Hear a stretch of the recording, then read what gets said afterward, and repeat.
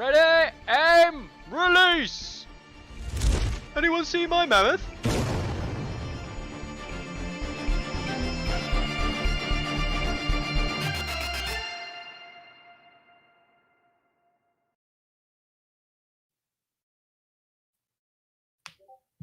Hello! Hello. Yo.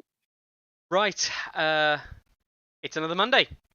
It's another Monday and another time for us to sit and chat shit about a game we like, right? Yeah, I mean, I was just talking to Chris the other day about how low quality content this is, and how well, people come here obviously for this deep tactical discussion about things like why are free folk shit and why does Mickey always talk about free folk. They're roughly, Yeah. the main themes. Yeah. Nice to see you again, Stephen. Lockerbury, Wands, as usual. Yeah, you're right. Why are free folk indeed shit? Yeah, I mean, And other big topics. other big topics, right? I mean, I talk about free folk. You don't talk about Lancers that much, mainly because you're never doing this solo. But imagine all of your solo content talking about Lancers and Baratheons. Yeah, true. I don't talk about Lannisters that much because I try to be a genuine multi-factioner. Like I really do. Like I really do. I put myself across at least 3 factions these days. Third one, Mickey knows what the third one is, but like that one's a bit of a secret, That one's gonna kick someone's ass at LVO or something like that. It's weird. It is a bit weird though, that given that anyone could probably guess what it is, given that you constantly say that they're not really a faction, and then you're just going to pull out an absolute fucking. No.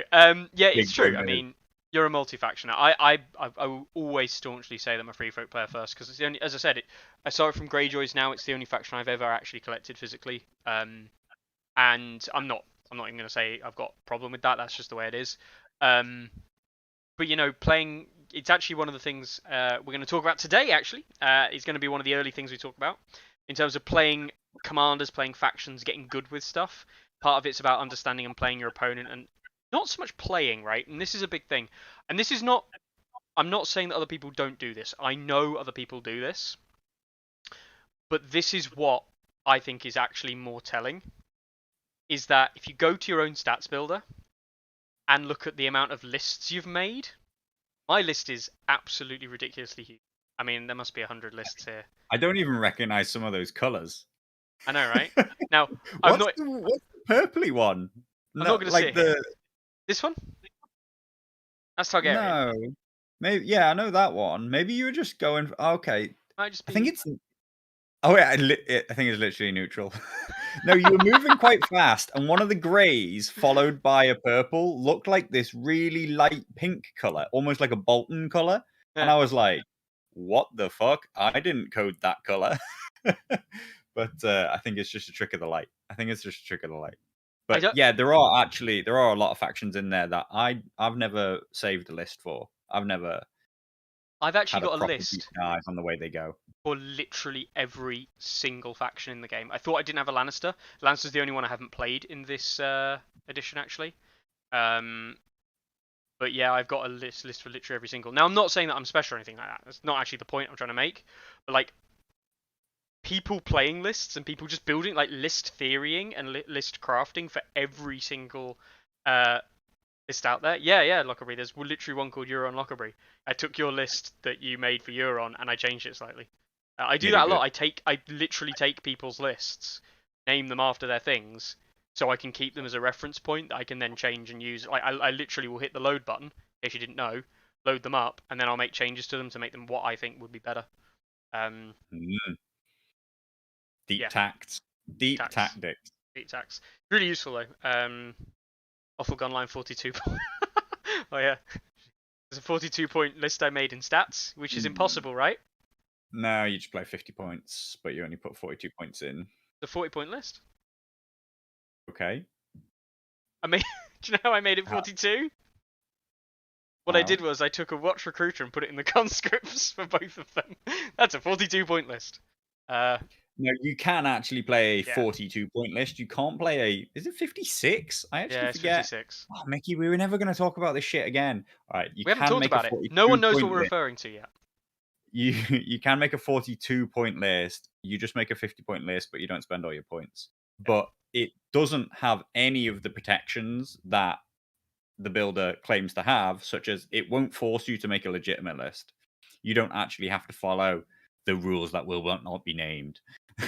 the, the doc that shall not be uttered. The different list creation. Isn't that cool? Isn't that what they call it? Different list creation. Yeah. Yeah, there you go. So interestingly, I do know that Fabricators Forge are running one of these events. And one of the first things I did was I thought, oh, I wonder what lists are getting submitted for this. And I went in, and because I'm special, I can look at everybody's lists before tournaments are locked. Just like any TO can, they can check your lists before the event. And I just wanted to look at what lists people were fielding. Oh, look, Bob's there. Looked on Bob's list, and I was just like instantly like, they're illegal. I was like, they don't fit the tournament. And then I messaged him. I was like, these are illegal, and he's like, yeah. I just put 2 lists in, which again comes back. You can put any 2 lists into the tournament that meet the requirements, i.e., are the right number of points and stuff like that, and change them later on. So he did the right thing in that he just signed up, and we'll change his list later. But it was interesting that the first thing I was like, oh, I wonder what lists people are running for this. Went and looked, and I was like, yep, they're illegal lists. And I wonder if the builder wasn't built in a way that forced you to make legal lists, how often people would constantly have to go through and say, mate, your lists are illegal, you're going to have to submit them again, or, this is wrong.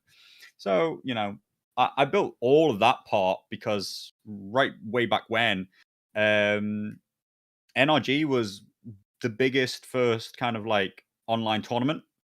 And I was like, I am not checking every list.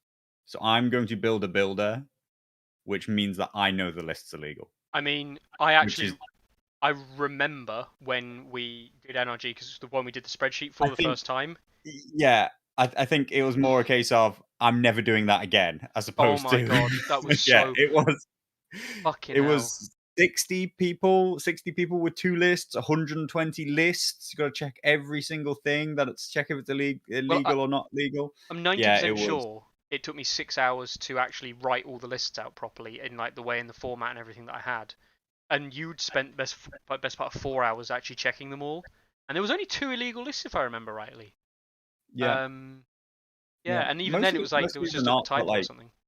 You don't want them to slip through the cracks. No. Anyway, right. Actually, we're going to have a small break in proceedings this week, and we're going to completely change the meta of Tourney Ground Up, because who doesn't like a shaken up meta? Nice watch of shit. So we're going to start off with some Carlo Call Me doubt. or Not. So these are, I'm going to go through, there's loads of pictures here. You don't have to rate each one, Carlo. Although we do know that this one's probably we already know what the rating is. I can give comments to each. We know they're scoring 0, right? But These were sent across to me by Vlad last week, but with Facebook being down last week and I was getting them on Discord, I honestly didn't have enough time to get them sorted out. So Vlad did send these across. I think he posted them on Facebook and things as well. But it's his Starks he's painted up. I quite like the Osher. Yeah, they're nice. I like the snow, actually. I like the amount of it. I'd love to see. I love a tiny bit of grass, quite a lot of snow, lots of brown mud. I'd love just a tiny bit of grass added, but yeah, that's nice basing. It is. 0 Bowman, out of 10. absolute classic where you only get 3 kneeling down for some stupid fucking reason. Because you're always going to put an attachment in your Bowman, right? It's cool. 100%. Eddard's boys. That Eddard's pretty decent as well. Like the Eddard. That's a good old 100% alt captains there as Eddard's honor guard. Well, have you noticed the banners as well at the back? He's made them like the King's Guard. Yeah. He butchered some Stark activation banners for that, I believe, among other things. Nice. There's another image of them. There's a mixture of Rob and his lads. Pretty ginger. Alternate shields as well. He's brown head. He's like I think he's like my color hair. Might be slightly brighter than mine, like lighter. Yeah. Greywind as well there.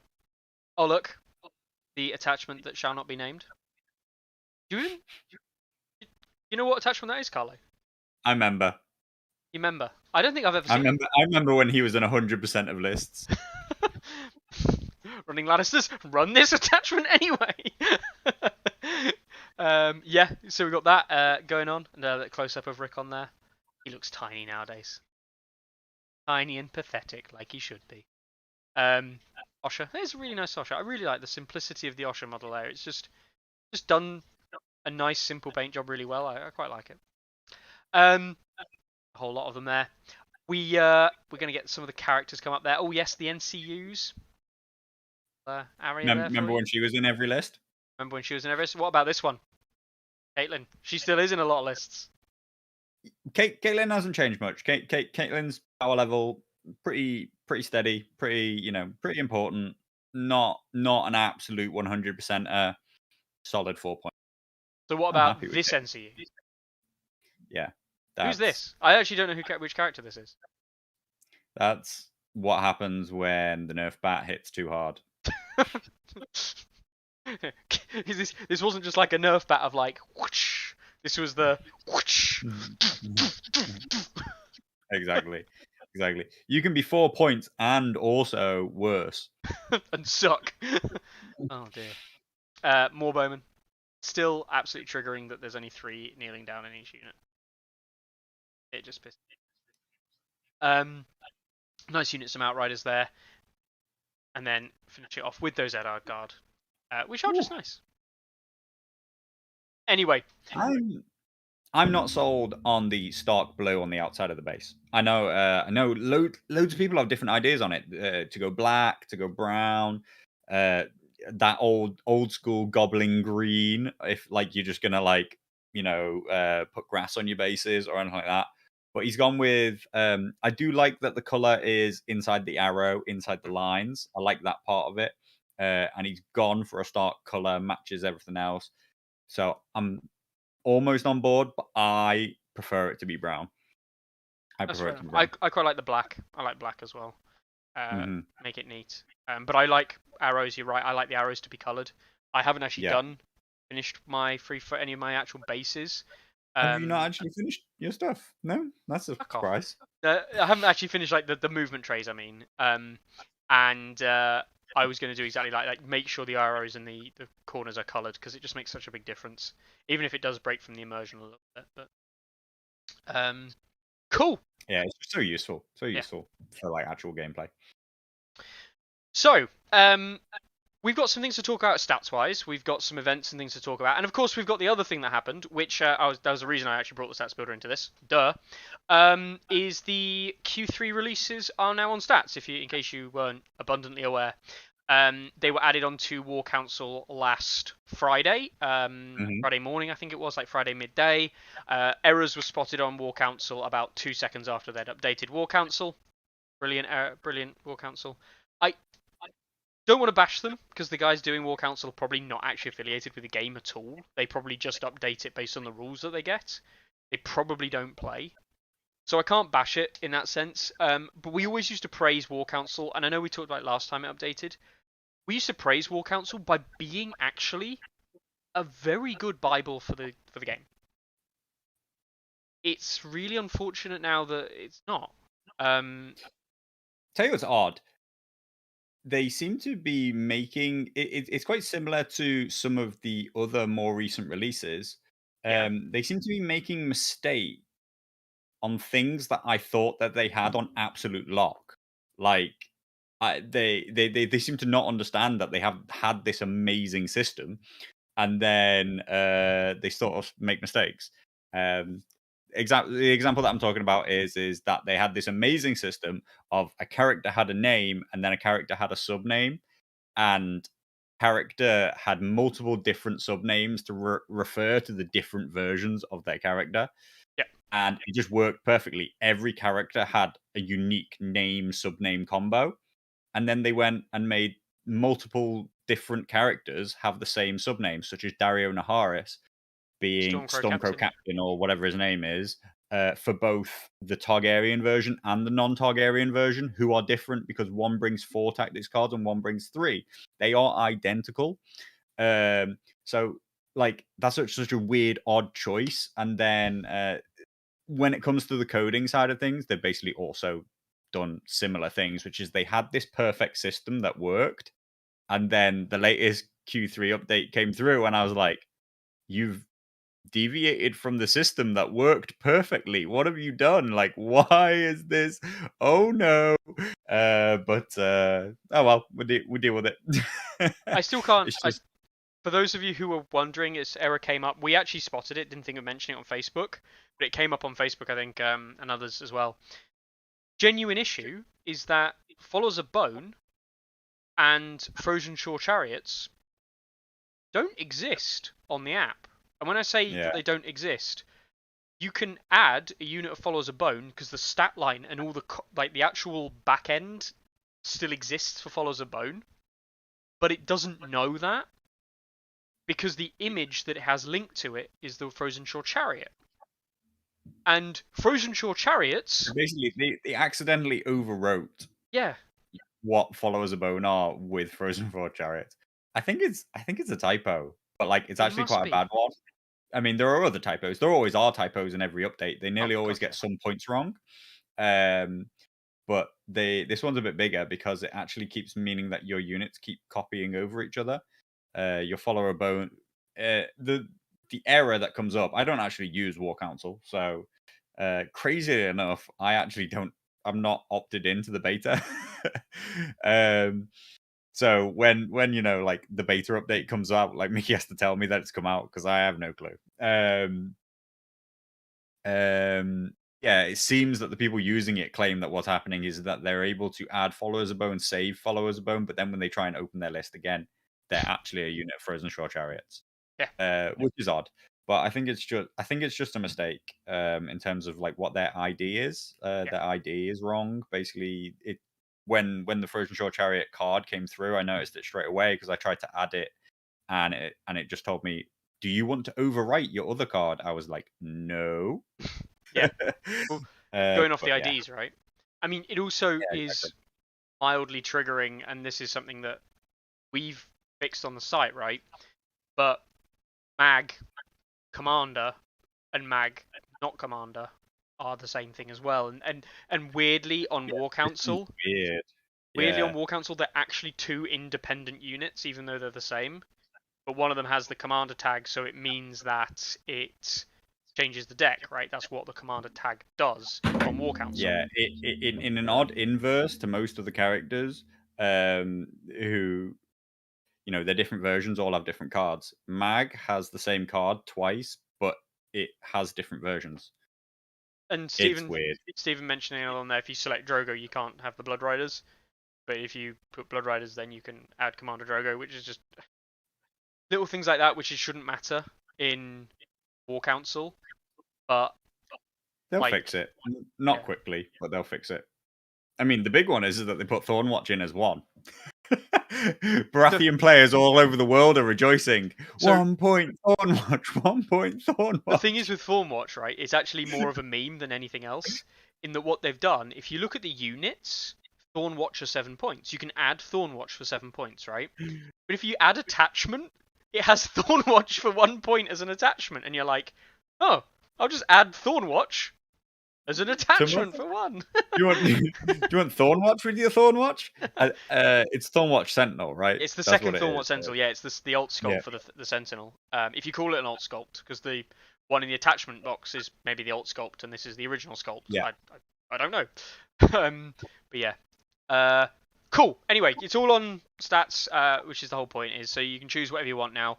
You can pick up such fantastic units, such as House Clegane Brigands. I expect them to see a lot of play.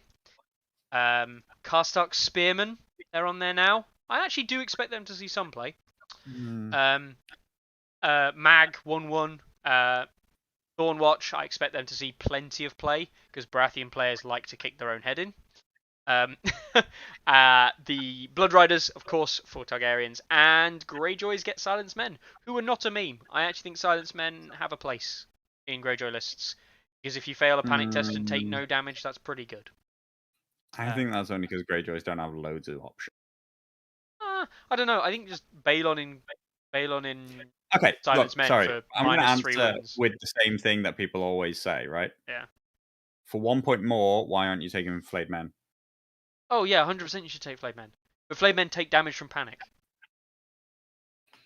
which All Silence right. Men don't. All right.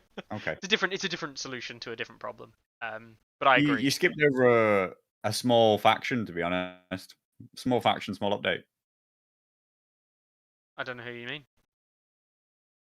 There's only 7 factions in the game, right? Neutrals, Lannister, Stark, Free Folk, Baratheon, Targaryen, Greyjoy. Absolutely. Oh, fine. Let's go talk. We don't need to talk about Night's Watch. No one gives a fuck about Night's Watch. I mean, everybody should be Everyone, giving a fuck about Night's everyone Watch. should be giving a fuck about Night's Watch. It's so true. Yeah, Everyone should be giving sad fucks about Night's Watch. we're gonna look at something else Yeah. as well in a minute. Benjen's interesting. Benjen is good. Benjen would be amazing in any other faction. Yeah, I actually, Which is what's annoying because he is just other people's commanders, but better. I think it's really interesting that Benjen is actually he's not that good in comparison to Night's Watch, and the irony being that his cards are good, like they're obviously good cards, but they don't synergize with like hunters and rangers as much as like John's cards do. Like the John charging off swords or horses is ridiculous for hunters, and he doesn't give them that. Like the hit and run is fine, but is after a friendly unit completes a melee attack action which treats. So it's like that's what hunters do anyway. So this is for like a cavalry unit maybe, or his own unit. Well, I mean, he's basically turning other units into range hunters. Right? Yeah. Yeah. And that's fine. But you've got all your units are 7 points, so just take fucking ranger hunters. Yeah, I do agree. I do agree. It's a bit silly. And add salt. Just run those ranger hunters with John so they can repeat charge, or run them with Othel so that they're hitting on 2s with extra dice. Like either's a fine variant. So let's not worry about Benjen. Yeah, I'll be interested to see where Benjen ends up. I actually think he's good. I think he's going to be fun though. I think he's strong, but I do think he probably won't push out the meta builds. Obviously, I do think he presents another type of build though for Night's Watch, and I also think that the builds that he's going to be running are more along the kind of fair side in that they have counterplay. So if you're looking to see, if you want to play Night's Watch and want to take Night's Watch to a tournament and do well, but you don't want to run the awful shit that we're used to talking about now, and you don't really want to run John, I think Benjen is a good third option.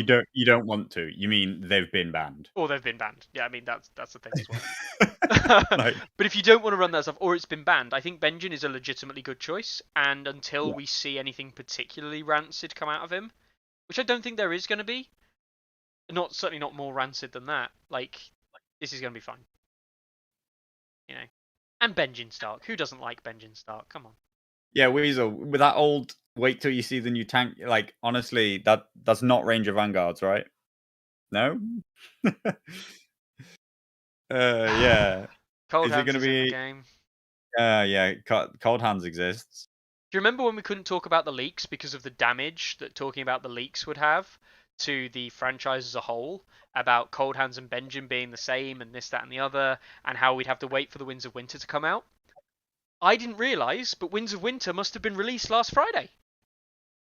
But have you ever seen Benjen and Cold Hands in the same room? No. I've never seen you and Tywin in the same room. We're still on that one. True that. I've seen many offals in the same room as everyone else. So, yeah, like there are things there, commanders wise. Also, obviously addressing it, the Ranger Vanguard are there as well, and all the various attachments in the hero box. Sam, Gilly. For those of you who are not following the forums as well as perhaps aware, the Gilly activation once per game, I think we mentioned it before, but I'll reiterate, it has been basically highlighted as this card is missing a fuckload of text that should say you choose when this activates, and it doesn't have to be activated in the first round. Words to that effect. Does it say that? Or does it say, this card's missing a load of text? I'm not actually going to tell you what that text is. He says that it's supposed to be activatable in any round, but that doesn't say what. It doesn't actually say what the text No, is. because that's an incredibly important set of text. Oh yeah, Because 100%, 100%. Because if she still has to activate in order with everything else, like I still don't understand how they're going to be able to word that, which doesn't create incredible loopholes around being able to exploit end of round relentless and end of round start of turn triggers, be that supply aid, etc. I had couple of people messaging me this week asking about it, or like basically have asked about it, like what my opinion on it is. Well, I mean, like the thing is you literally can't form an opinion on it, a rules opinion on it, until you know what the actual wording it says. Because right now, I can't see a way that they write it that doesn't say, oh, she just activates whenever she feels like it, roughly speaking, which then means like, can I just say, oh, and I have a start of turn. Yeah, I'm gonna relentless, and then you have a turn. No, you're all done. Right, cool. And it's back to me. Yeah, I'll now do another relentless. Right, now it's you. Now it's me. Oh, and no, I don't want to do Gilly. Thanks. Yeah. But like, basically, Gilly wouldn't have been able to activate if you didn't have a start of turn. But they very specifically stated that if nobody has anything less to activate, the round ends. So it becomes very, very important about the way that's worded. And I'm not surprised that he didn't just say, oh, it's missing this wording. Because as far as I'm concerned, it's not missing that wording. They have not thought through the interaction and they don't know what words to write in there to make the interaction work the way they intended it to. I'm not even sure if they know what way they intended it to work, whether or not they intend to allow the Night's Watch player complete control over how many starter turn triggers there are and stuff like that. I think there is an easy way to write this, in my opinion, right? In that you just say, right, Samwell's influence, this unit does not activate. Big block, capital letters, that's fine. This unit is not an activation. Then a once per time ability that you do start a turn trigger, right? Once per turn, this unit activates. Now, you'd have to make it. This is the difficult thing, and this is really where it gets difficult. You would have to make this in order that conflicts with Relentless, because the other problem is that you use if it's a once per game ability that's like all the other once per game start a turn stuff. You do Relentless and Gilly, then you can resolve Relentless first, then you can resolve Gilly and be like, oh yeah, what did you do on the first turn? Oh, in the very first turn of round 2, I shot with my bowman and took swords and shot with my bowman. Yeah.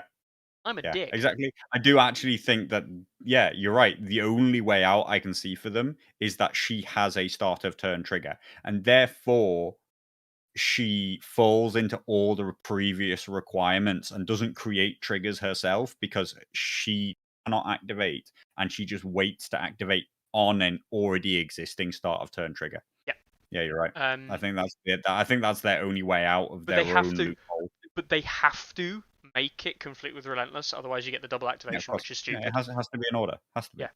And that's the only way out of it, in my opinion. We'll see. I mean, it don't does like feel don't like the path it's taken us down. No, not at all. Anyway, not discussion for today. Not really where we wanted to go, but nonetheless where we went anyway. Alongside, while we're here talking about the Never know where site, we're going, Mickey.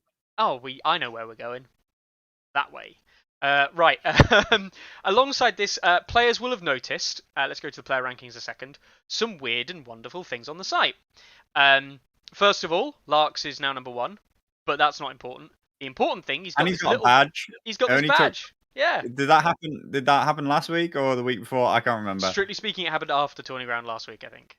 Cool. Yeah, I've been promising Larks that trophy, which he did earn for years. I actually, literally a year.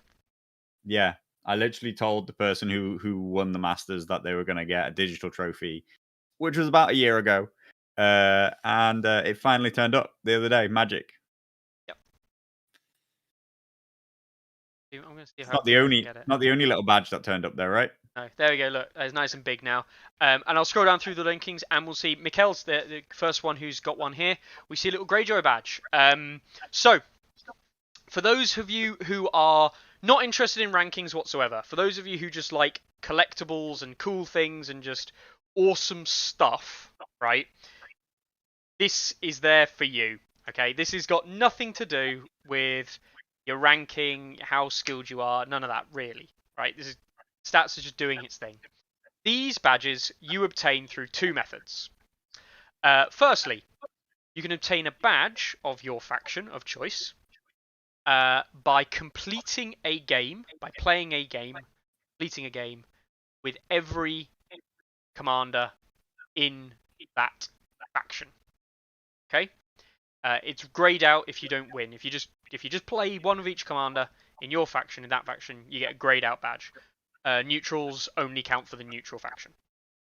Well, neutral group of units. They don't count for the independent ones.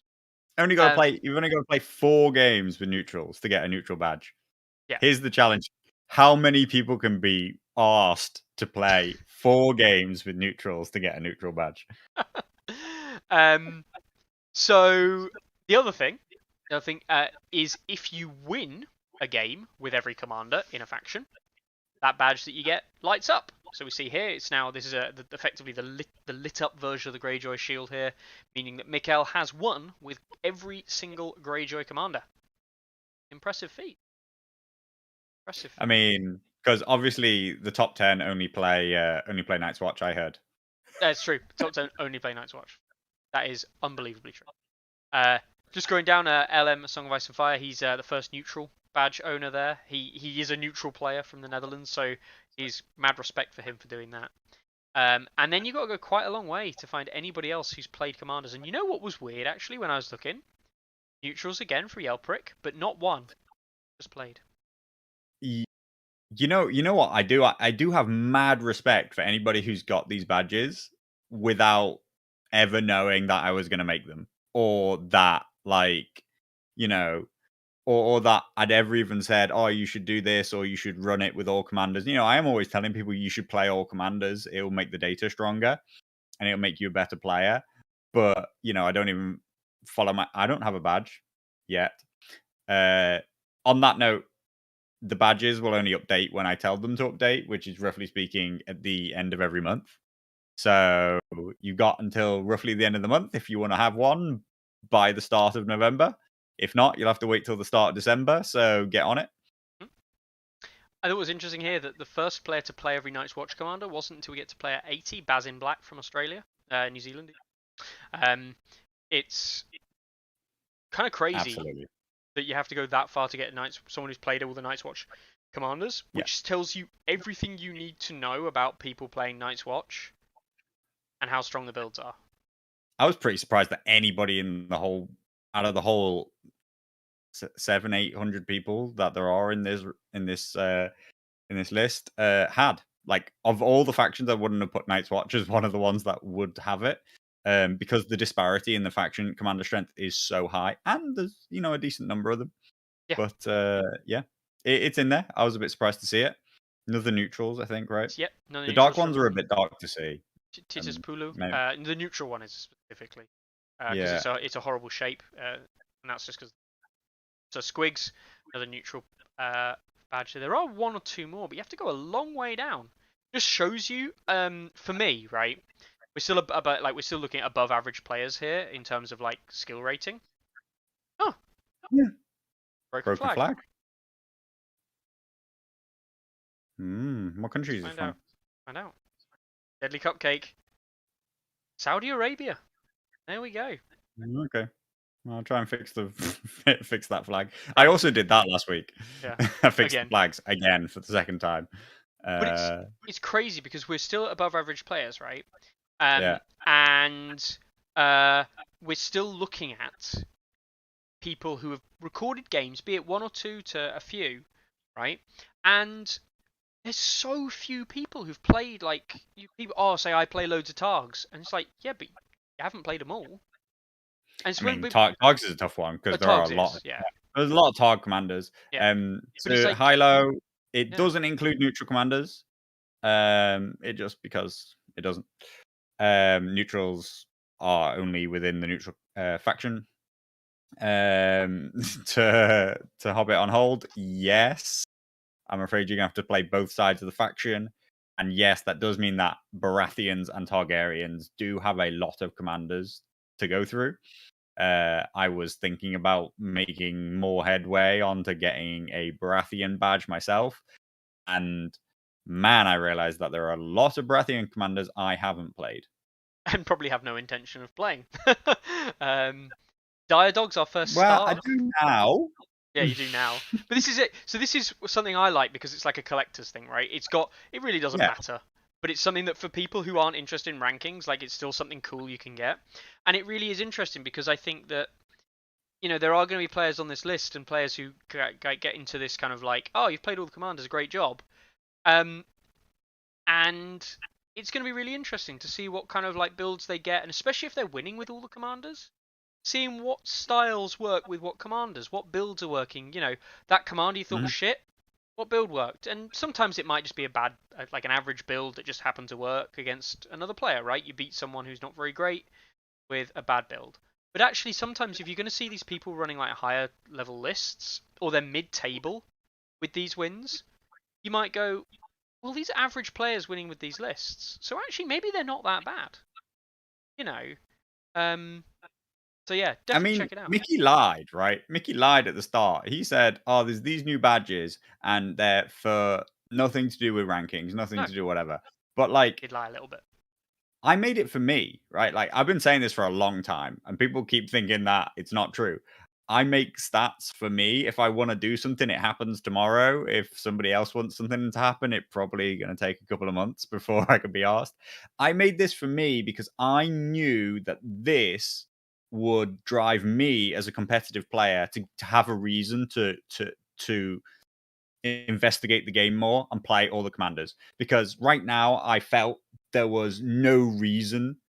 There was nothing. There was nothing in there on stats or in the game in general that made me want to go out there and play as Joffrey. To play Joffrey Commander. Nothing made me want to play Joffrey. But I my mean, friend Dan has been saying to me for ages, you should put badges on. People love that shit. And then as soon as I did, I was like, you know what? I want to go play Joffrey. I want the Lannister badge. Like, I was like, how do I not have the Lannister badge? get wrecked. Death has got one already. Okay, he hasn't won with everything, but yeah. Yeah, This man has there played you go. Joffrey. Can we just respect that Death 1942 has played Joffrey? He's been on here chatting. He has genuinely played all the commanders. Carlo, he is a better Lannister player than you in that he's played everything. You should feel bad.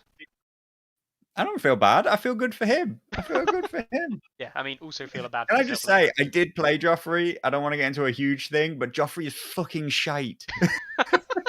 We like no get this right. We theory crafted a way that you could use one of Joffrey's cards like on the night, and it got to a position where Carlo had the opportunity to play one of the cards, and we were like, oh, you 100% just do it, it will be great, it will work really well, and it legitimately did more damage to himself than it did to his opponent. It Yeah. was awful. Look, the King's Guard are still the King's Guard, and they've lost their cavalry maneuver, but being able to burn multiple banners to like get really big attacks, and that did work for me, right? Like Yeah. I'm not complaining about the King's Guard. The King's Guard are fine. The 2 points that you pay for Joffrey, the 2 victory points that Joffrey gives up, and being inside the King's Guard is, like a pretty fair trade in my mind. And his old cards used to have powerful effects with side effects. Now they have shit effects with bad effects. They're just bad cards. I drew every single one of Joffrey's cards. There was one case where I thought maybe this might help me, and it turned out to be a massive backfire. Every other Joffrey card I just discarded. They're just crap. There's no redeeming features about his tactics card. Who The thing the hell thought that was good? the thing is that you to answer your question there, you don't need to win with every commander to get the dark badge. Dark badge is just play with every commander. To get a light version of the badge, like the lit up versions that you can actually see which faction it is, you have to win with every commander. Yeah. So So two ratings. dark badges is a level of respect, but a light badge is actually mad props to you. You've actually been getting some games in and getting some wins. Yeah. The other thing I was going to say, yeah. So the other thing is like Joff's plus attack card. I know we weren't going to turn it into a massive thing. Joff's plus attack card is just like literally worse than Price of Failure in most scenarios.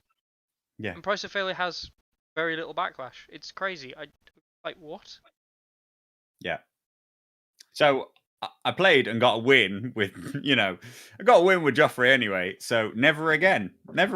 But I wouldn't have played him at all were it not for the fact that I just implemented this and I want a shiny Lancer badge. When it updates, I should have a dimmed badge. There is a commander that I still need to win with. He may be Jamie. So Yeah. that's not an easy win. I have played Jamie, but I didn't win. Yeah,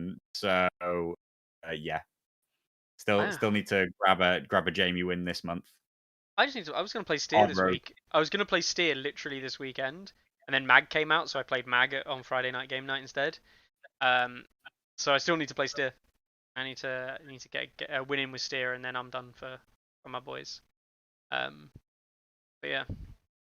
So yeah, I hope people enjoy the badges because I do, and like I say, I made a feature because I thought it was cool, and it inspires me to play new commanders, and hopefully it'll inspire other people to play more commanders. As the rankings start to fill up with loads of people who have badges, more people will see them, more people will think, "What the hell is that?" And then hopefully they'll want to do it too. And on that note, we're talking about commanders. We're talking about crazy things that commanders do. Now, those of you who are aware will know that you can click on any of the factions in the stats page, and you can find out about them. So let's click on our friends, the Night's Watch here. You can see the current rating and the way that it never went below 0. I mean, a lot of red. In the last week, it's just full of red. I mean, they've lost a lot of games, and I don't know how. Let's not even try and win on that. But we finally got win rate by game mode, as asked by popular request. And yes, Lockerbie, I did. So win rate by game mode there for you, which is interesting. Nonetheless, it's interesting to see that Clash of Kings is actually their worst game mode.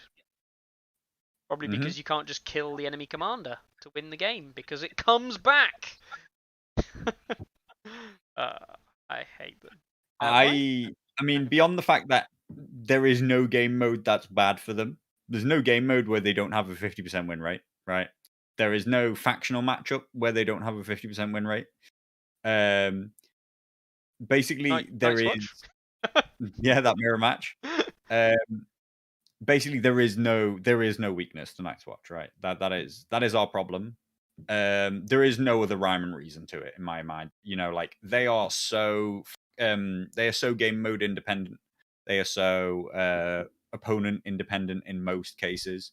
That I've said it multiple times, but that's what annoys me about them. Not necessarily their win rate, but that it's irrespective of what else your opponent's doing. It's why we call them unbeatable, right? And anyone who thinks we say, "Oh, they're unbeatable," and they do lose games. Obviously, they lose games. It's a dice game. We talk about averages. We talk about unbeatable because we talk about a sense of they're coming into the game mode and they're coming into every situation as clear favourites in all metrics. All metrics are favoured. There is not a single list that you can put against Night's Watch, in my opinion, which is favoured to beat Night's Watch. Right now, in a normal system, you would expect there was a hard counter that you could build, you could tailor. You know what the Othel build is going to be.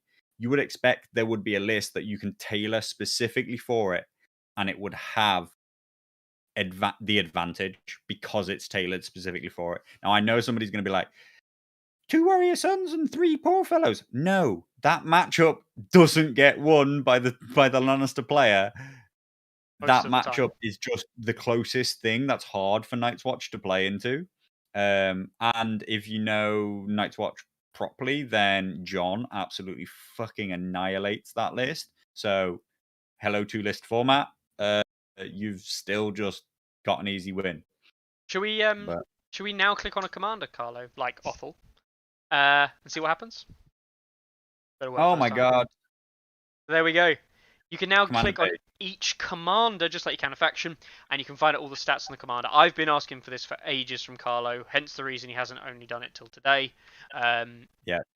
It is really useful. It's so like this. I spent so long on commander pages like this in 1.6, like understanding what they were good and bad into. This is where I spent most of my time looking at data, and players' games. Like I found these pages so helpful. Yeah. And If Carlo wants something, it gets built tomorrow. If Mickey wants something, it takes 6 months to happen. can we just just because I don't want Mickey to get what he wants.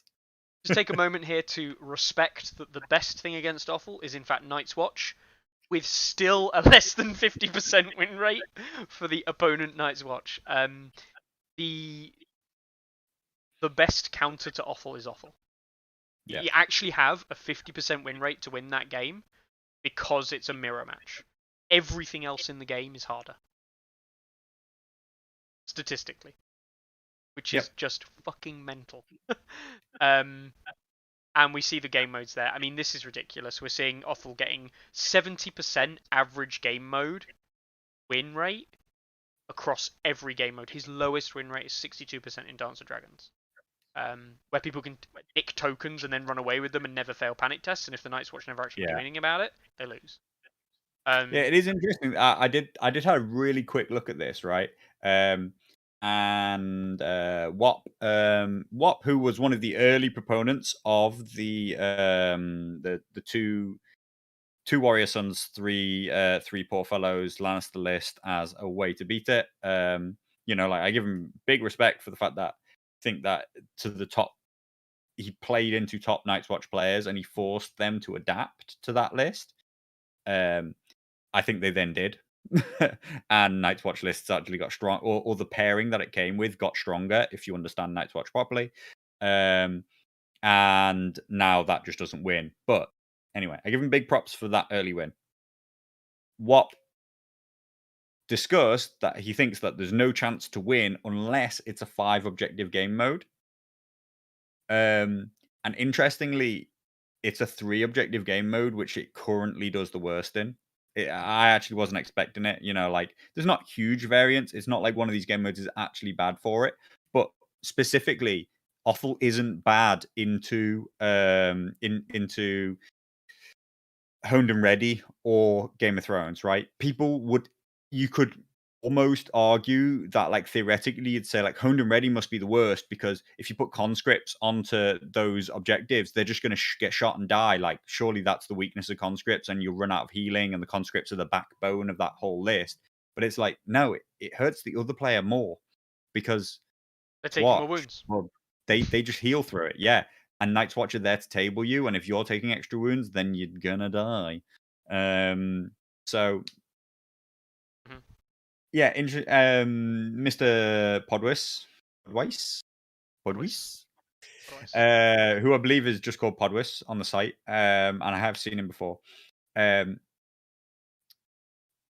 agree with your very first statement, which is I do believe that if you were going to start with a Night's Watch counter, it would begin with Roost Commander. But you're effectively high rolling for a particular card from your deck. Like you're looking for a Flayed Man Has No Secrets, right? Is that the one? Yeah. You're looking for one particular card that you have twice in your deck. And yeah, you might be and like if you hit it and you get good play and good stuff, you might be able to legitimately win against a well-played Night's Watch list, but it will be luck dependent. A little bit like old or current Stannis builds, which are so entirely dependent on drawing tack approach on the first turn of the turn, first round of the game. And these lists, they don't have any draw mechanics in, so you can't increase your chances of drawing that. You're just going to have to naturally pick it up. But I do agree that I do think that that Roost Commander is probably your starting gambit. I think that it comes with Targaryens and Barry Block myself, as opposed to I don't think it exists in Lannisters, as somebody who's played a lot of Lannister and has won this matchup with Lannister. But I'm sat there just thinking, my God, if my opponent just knew what to do, I would be fucking destroyed. And I've played the other side of it. I've played Night's Watch, and I played into a double Warrior Sons, triple Poor Fellows list. And I'd played the Lannister side, and I knew what the weakness of the Lannister side was. And boom, just tabled the Lannisters. So very, very easy game. Yeah. And not through fault of my opponent. Like I just knew what you did, and it's just annihilate Poor Fellows. Like they melt as soon as you focus them, and you just move on through the list. I mean, they can barely survive 2 shots from Watch Captain Crossbowman, never mind 3 or 4. No, but people become blinded and obsessed by the Warrior Sons that are in their face, but you just they're not important. No. Now, what is interesting, I do think Targ's Barry Block, the Barry Block Jacken, 10 points, it seems like a bit of a meme. I really don't think it is. I really think the Barry Block Jacken is the really primary way to use the Night's Watch, given that basically with Barry Block Jacken, you can 100% guarantee that the offal player is 1 activation down on the list. They're only playing an 8 activation game. Because if they activate Relentless straight away, you block the other one. And if they activate something else first, you then Barry block one of the Relentlesses. If they then don't activate the other one, you then Barry block the other Relentless. Meaning that if things go really well for you and the offal player doesn't know timings, you end up in a 7 versus 8 meta, which as the Targaryen player on 8, that is 100% advantageous. So yeah. And there's no reason why you couldn't run it with Roos. People don't, but you could. Yeah. So maybe that's where we're going. I don't know. I might have to try it myself. To Podwis, look, I keep hearing this, right? Tywin plus Knights of Castle Rock will one-shot Bowman. Not if the Night's Watch player understands. If the Night's Watch player understands that's your only chance, then there is almost no way that you're not weakened. And also, there's no way I haven't had the intelligent forethought to start putting things like shields that guards on the unit instead of putting offensive output. Because I understand that the only way you win the matchup is if you one-shot me. And all I have to do is make sure I'm not one-shot. And then I'll win. Plus, I don't quite see how you're getting this charge off with full health Knights of Castle Rock. Without me having already shot you twice at the end of the round. Like, you're gonna be on 1 rank. Like, so you're also gonna have to be telling me that you're running Tycho and you've run a Tycho heal at the start of the round. Like, the amount of yeah. It's possible, but the setup is so huge that it becomes implausible. And if the Night's Watch player doesn't see it happening, then yeah, you're gonna win, but that's because you're beating someone who's just not very good. The setup required and the conditions required to make that happen is that the Lannister player just is better than the Night's Watch player. And of course, you can win the game if the Night's Watch player isn't good enough.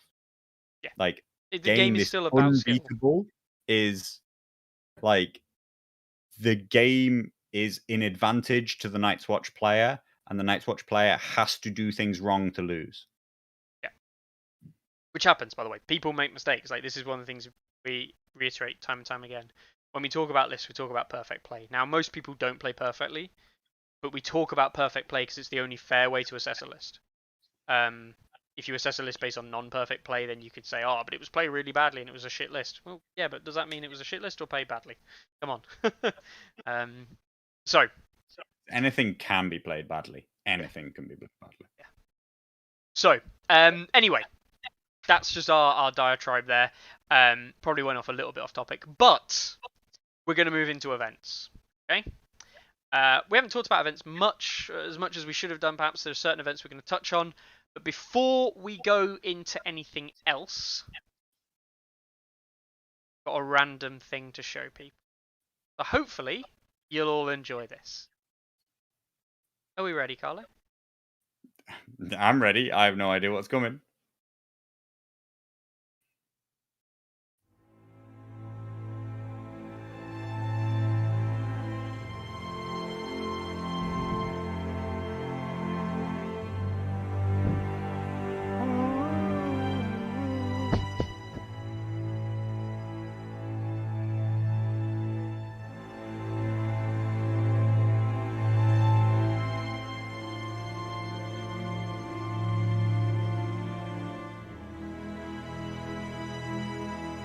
Desire to meme intensifies.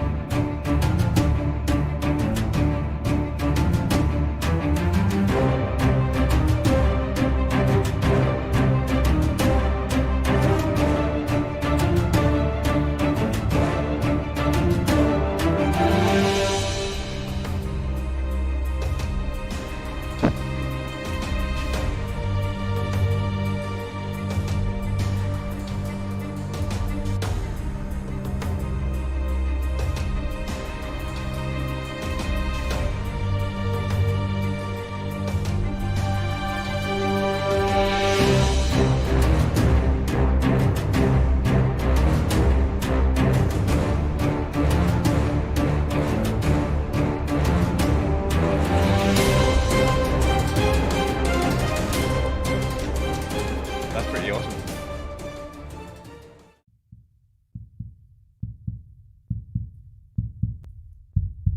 Sorry, I keep looking to the left, and also I'm on a delay because I can't actually read it on your screen. I know. If anybody doesn't know, Mickey streams to me while I watch it because that hasn't got a delay, but I get better quality when I watch the stream to my left, which is why I often turn to my left like this to look at the screen. So I couldn't read any of the writing as it happened, but that's awesome. Yeah. So it's a new event coming to Stats. And in case you hadn't guessed, campaign, storylines, missions, changing up the way you do list building. Who does this sound like? Lockerbie! Correct. Nailed it in two. Nailed it in Yeah. one. It's effectively the runner up to the Tale of Growth and Decay that he did. He's running another campaign style thing running at the end of this month into November. And he's bringing loads of different mechanics to the game. He's bringing a load of different cool things he wants to try out, and yeah, he's building like this kind of narrative campaign again for like building your armies, things like that. So if you're interested in that kind of thing, for the TTS scene, there's an option obviously there to take part. I know the other one was not a huge following in terms of like it didn't have a huge number of players, but the players who played in it said they really enjoyed it. And it got massively great reviews from the players in it. So yeah, it's definitely backed by popular demand, right? Like, as in, this wasn't. I mean, Lockerbie's busy, and also I know that he doesn't feel amazingly about the game right now, but that people were asking for this to come back because it wasn't like he was like, "Hey, I'm loving this right now. I want to make this again." That's an awesome video, like actually super awesome. That's the kind of quality content that we don't put together, Mickey. Not often. Also, Lockerbie not being English. Yes, native English. Whiff was not a bad word, but it's not wrong. But it has certain connotations with. Yeah. So don't worry about it. It was actually fine. It made me smile, certainly, when I first read it. But yeah, so he's saying that there's going to be new scenarios that he's designing for it. He's going to be bringing in, what was it? He's got a hiring system, so the way that you hire your new units to your army is going to be like slightly different and change from the first version. Going to make it more like interactive and better. Hopefully, see where that goes. This is the interesting thing. Armies are going to be individualized. Now, I'm not an expert at any of what Lockery's planning. He hasn't talked to me in detail about this. But I will say that I think it has a lot to do with our final image.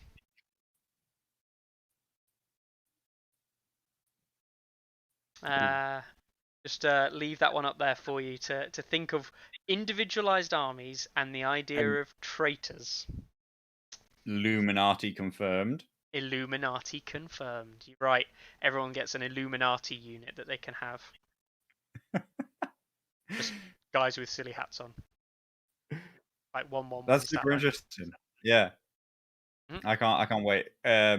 He put a ton of work into the last one. You know, like a ton and a ton of forethought, like actually really thinking through the ramifications of this will cause this will do this. Yeah, big respect for what he did last time, and I'm sure he'll do bigger and better this time. I'm sure he will. He's looking for all the games to be recorded on stats as well. You know, in terms of like what's going to be happening there. Obviously, I'll be interested to see how he does that. Obviously, that'll be brilliant. But yeah, cool. We will see where that ends up. I'm sure Lockerbie will no doubt drop some hints in chat or on Discords in the next couple of days, telling people how to sign up, how to get involved, and yeah, have a good time with it. Because you know, if Lockerbie does something, it's usually all right, good fun. So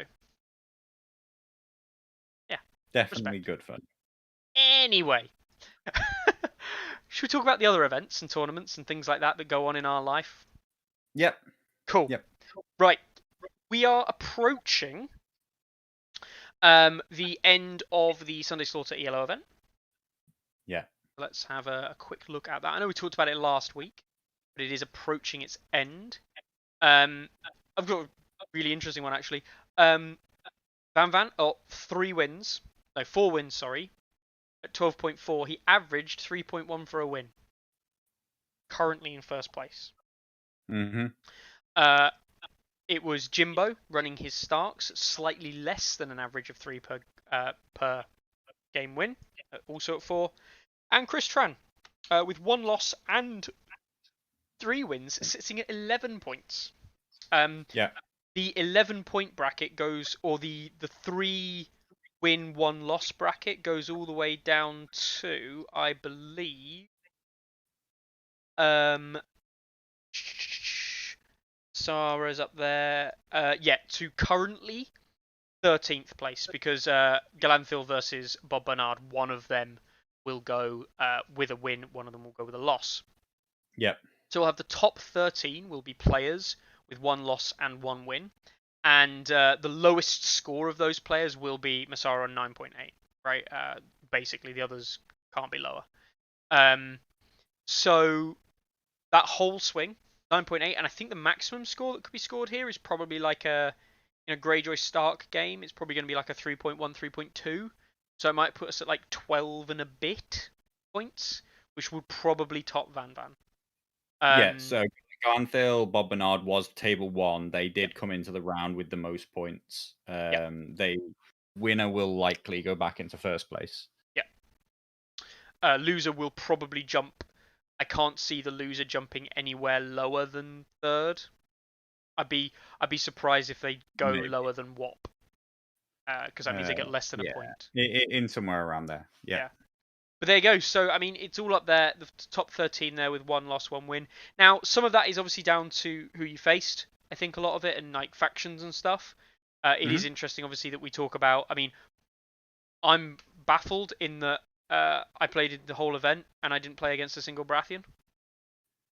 I've played Lannister, neutral free folk. And yeah, I'm absolutely baffling that I didn't play into a single And you're Baratheon. playing Greyjoy, right? Yeah, I'm playing Greyjoy, who've been up and Yeah, down and all over the rankings, yeah. which is I interesting do in think. itself. I mean, maybe we should get somebody on to talk about it next week or something like that. It's going to go into a 5th round for the top 8 players, I believe. Yes, yeah. Um, Which I just lose I out on. do Oh, think nightmare. that personally, I think that the top factions here, I think that it's a great spread. Like I do, like I'm not just saying like ELO's perfect or anything like that. Like I was really interested in seeing the way this one shaped out because it is the first big competitive ELO event, right? Yeah, Openly competitive in that way. But we're sitting here talking about Lannister, Stark, Baratheon, Lannister, Stark, Baratheon, Baratheon, Greyjoy, Greyjoy, Stark, right? yep, That is a great mix of all the factions that are in the bottom half. Like everybody who's not Targs and Night's Watch or neutrals, because nobody picked neutrals, right? Like, there was a neutral player picked. yeah, there was, but I mean, like, as a Quite a few. as a wide rating thing, Mhm. I think that that's a great selection. In the past, I will agree that the old extremes of the last edition, basically you would win the tournament with the lowest rated commander. Like if you came in and you went, I'm playing Stannis #1 in Baratheons, it'd be like your multiplier would be so big, you'd just win. Like you just win. That was it. Or Tywin in Lannisters. He was incredibly lowly rated. You would just win. But I think that the rankings as they are right now, it's really complicated, but it's partly to do with the fact that commander rankings were actually introduced halfway through the edition, which is one of the reasons why they were reset when 2021 came around, because resetting them allowed them to actually be more accurate from then on. Yeah, It's all complicated, but like a faction was already low before a commander started going up or down from that point, whereas now they all started at a 0 point. Their actual their the positions that they're in is relatively similar. Actually, the same commanders have ended up in the same place practically, but the absolute magnitude of difference in ranking between them is a lot smaller yeah, because they were added at the same time.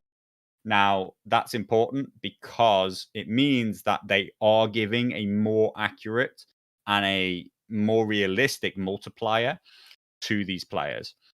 I think it's very interesting that after this round, there will be 3 players, including Jimbo. Or no, has Jimbo got a 3 and 1? There'll be Jimbo's a 2. 4. Jimbo's 4. So it's Jimbo, There Van will be Van, and 4 players. There'll be Galanthil or 4 Bob. players who are unbeaten once Only we 3. add Bob Bernard or Only 3.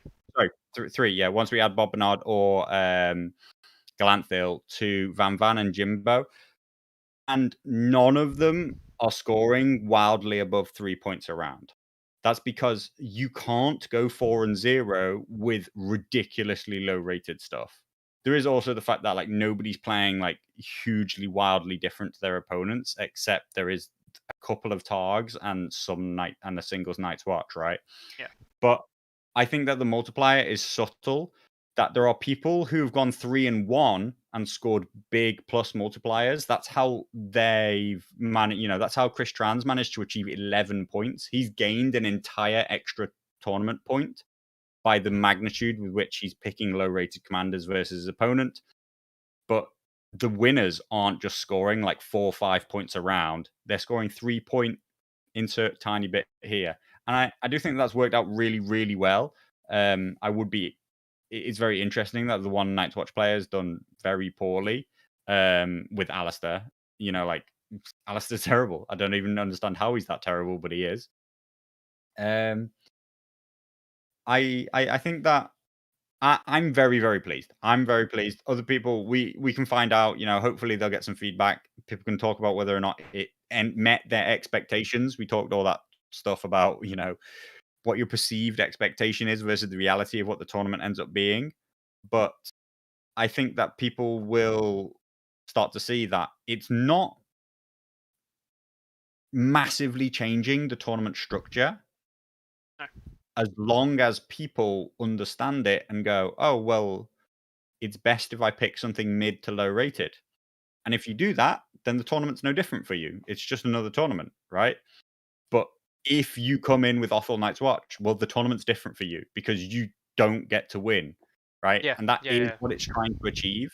You can win all your games, but you can't win the tournament. And I think that that does make people happy if they understand that expectation. If they come in and they understand that they don't get to win the tournament if they play with overpowered stuff, but they can, then all of a sudden everybody flocks to their own choice of middle to low rated stuff. And it just works out as a good event with loads and loads of list variety, loads and loads of commander variety, loads and load of faction variety.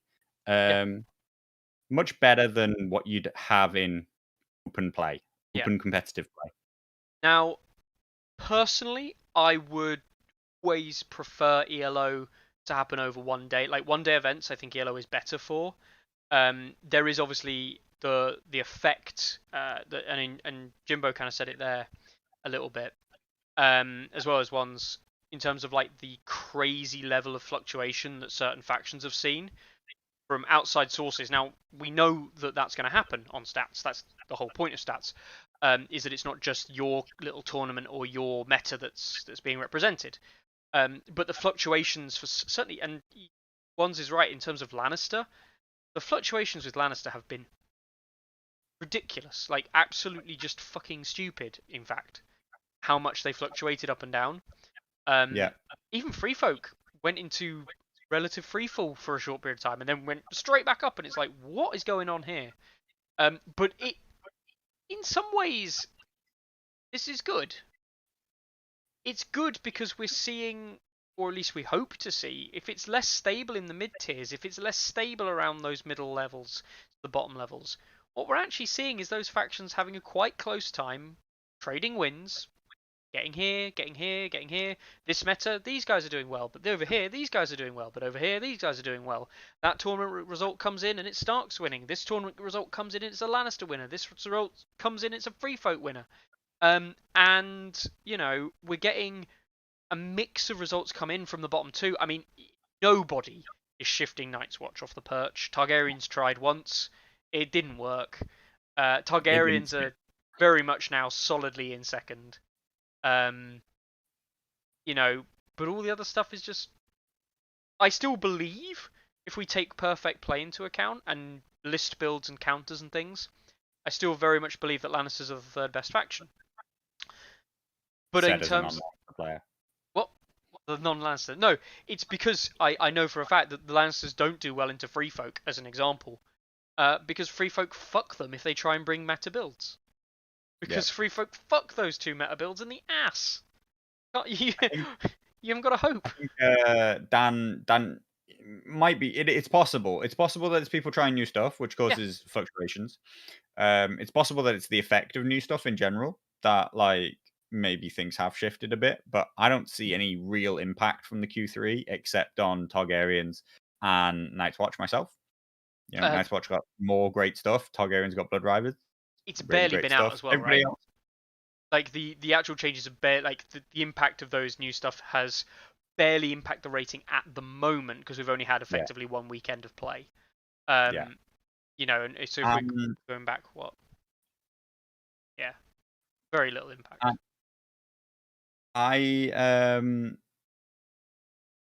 To go back to the point about the factions fluctuating. Yeah. The ideal situation for the game, probably not for stats. Well, maybe it is for stats. You know, who cares? Who cares about stats if that's the case? The ideal situation is that stats is all over the place. Every single week, a different factions on top, right? Like they're all just bouncing up and down. They're all like plus minus 20, just like zigzagging beyond each other. That means that they're actually balanced, and it's just random changes in who won that week and who didn't win that week. That there is a single stable faction at the top is actually hugely, hugely damning, because if you look at the middle factions, you start to understand that the ELO algorithm really, really wants to change. It wants to change all the time. It wants to react to every new piece of data like crazily fast. It wants factions to jump up and down, and if they're wrong, it wants them to end up in a new place very, very quickly. The thing is that the reliability with which Baratheons and neutrals find themselves down in absolute last, and the reliability with which Night's Watch are in number 1 and Targaryens behind them in number 2 is so obvious and continuous that it is beyond any doubt at all that that is a fact of this game. Yeah. That they are 1 and 2, and Baratheon neutrals are 7 and 8. The 4 in the middle, we can argue about our own perceived levels of tiers. And I agree. I do not believe that Lannisters are the bottom of that middle tier. I believe that Lannisters are better. Therefore, when they're right there down at the bottom of that middle tier, I'm like, well, I'm going to play them because I think they're better than that rating suggests, right? That's how 100%. it works. That's what you should be doing. You should be being like, that faction's better than that. I can prove it. And then you go and prove it. But that they are mixing and jumbling up and down shows you that that's what the algorithm wants to do if things are balanced.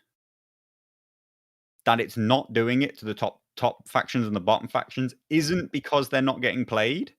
It's because their results are so predictably good or bad. So I agree that the ELO format in general was built around this idea that it would all happen on a day. Yeah. And that you wouldn't be affected by 5 weeks worth of churning changes in the meta, changes in the rankings. But like it's definitely it has more interest to a lot of people on TTS, I think, just because they're the people who are the most. It's where you get the most access to just being able to play whatever you feel like, and it's also where people are most looking for something to break away from stale gameplay. Yeah. Because these are the people who are very heavily invested in playing the game to the point where they're like, I've played this matchup too many times to be interested in playing it again. Yeah, I would agree. I like yellow because it's got me playing other stuff. I played Greyjoys for the event, and I won't make it into the top 8. I'll probably come 9th or maybe 10th with the result of the other game coming in, which will push me out the top 8, unfortunately. But I've enjoyed playing Euron. I've played Euron every round not because I didn't believe in my Theon list, but I built a Theon list to counter Baratheons. Didn't play Baratheons, so I'm pretty sad. I was playing my Euron list, and I very much do think that Greyjoys. I think Euron still, to this day, is massively underrated. I would happily play Euron. Balon, wow, it's the highest rated. Well, Asher was better. There we go, Asher's there, but Euron's only just below Asher now. I think Euron's better than Balon. I thought Asher was better actually. Yeah, I'm wrong. Maybe 1 point Asher's just 2. But yeah, really liking Euron. I think he's great. Yeah, don't really know what to say about that. Wow. I'm not interested in him myself. Why not? Because he's trying to be wacky rather than just like trying to be good. Honestly, his cards not amazing. So Discord as an ability, So Discord as an order is phenomenal against traditional counters to Greyjoys. That's the thing. Turning off red cloaks, really useful. Stuff like that. So we'll see. You'll get your Greyjoys on the table versus me soon and show me how good they are. Yeah. I have to get one more win with Free Fate, mate. Actually, I can't get my Greyjoys on the table, mate. We haven't got Heroes Fun released. I hate life. That's actually another piece of news we didn't mention. Russia, and I mean actual Russia now, or Poland. I think might actually be Poland. Has seen not Russia, not Russia, but Poland has seen the release of the Q3 items as well as the UK now. They've had the Clegane, Thornwatch, Ranger Hunters, Blood Riders, and Iron Makers. Did they get Blood Riders? They got Blood Riders. UK didn't actually get Blood Riders, right? Yeah, we did. Did we? Maybe we didn't. No, we got Vets and Targaryen 1, didn't we? At the UK GT, we gave out Vets and Targaryen Yeah, 2. no, they got Blood Riders, Thornwatch, Vanguards, Hero Box 2, and one other box, I think. I can't remember. But anyway, yeah. Again, though, we've got another situation where we don't see the Free Folk box coming out. The Giants or the Frozen Troll Chariots didn't make it either. And I don't think, as you say, Blood Riders didn't make it, which is weird. We're again seeing these partial release strategies, which outside of shipping being an issue, I don't all understand. new units. As in, Poland got hold of all of the units? All of them. Maybe. All of Q3. Maybe it might have been all of Q3. I may have misread the notification, but I was definitely under the impression that they got Blood Riders. Always Winter.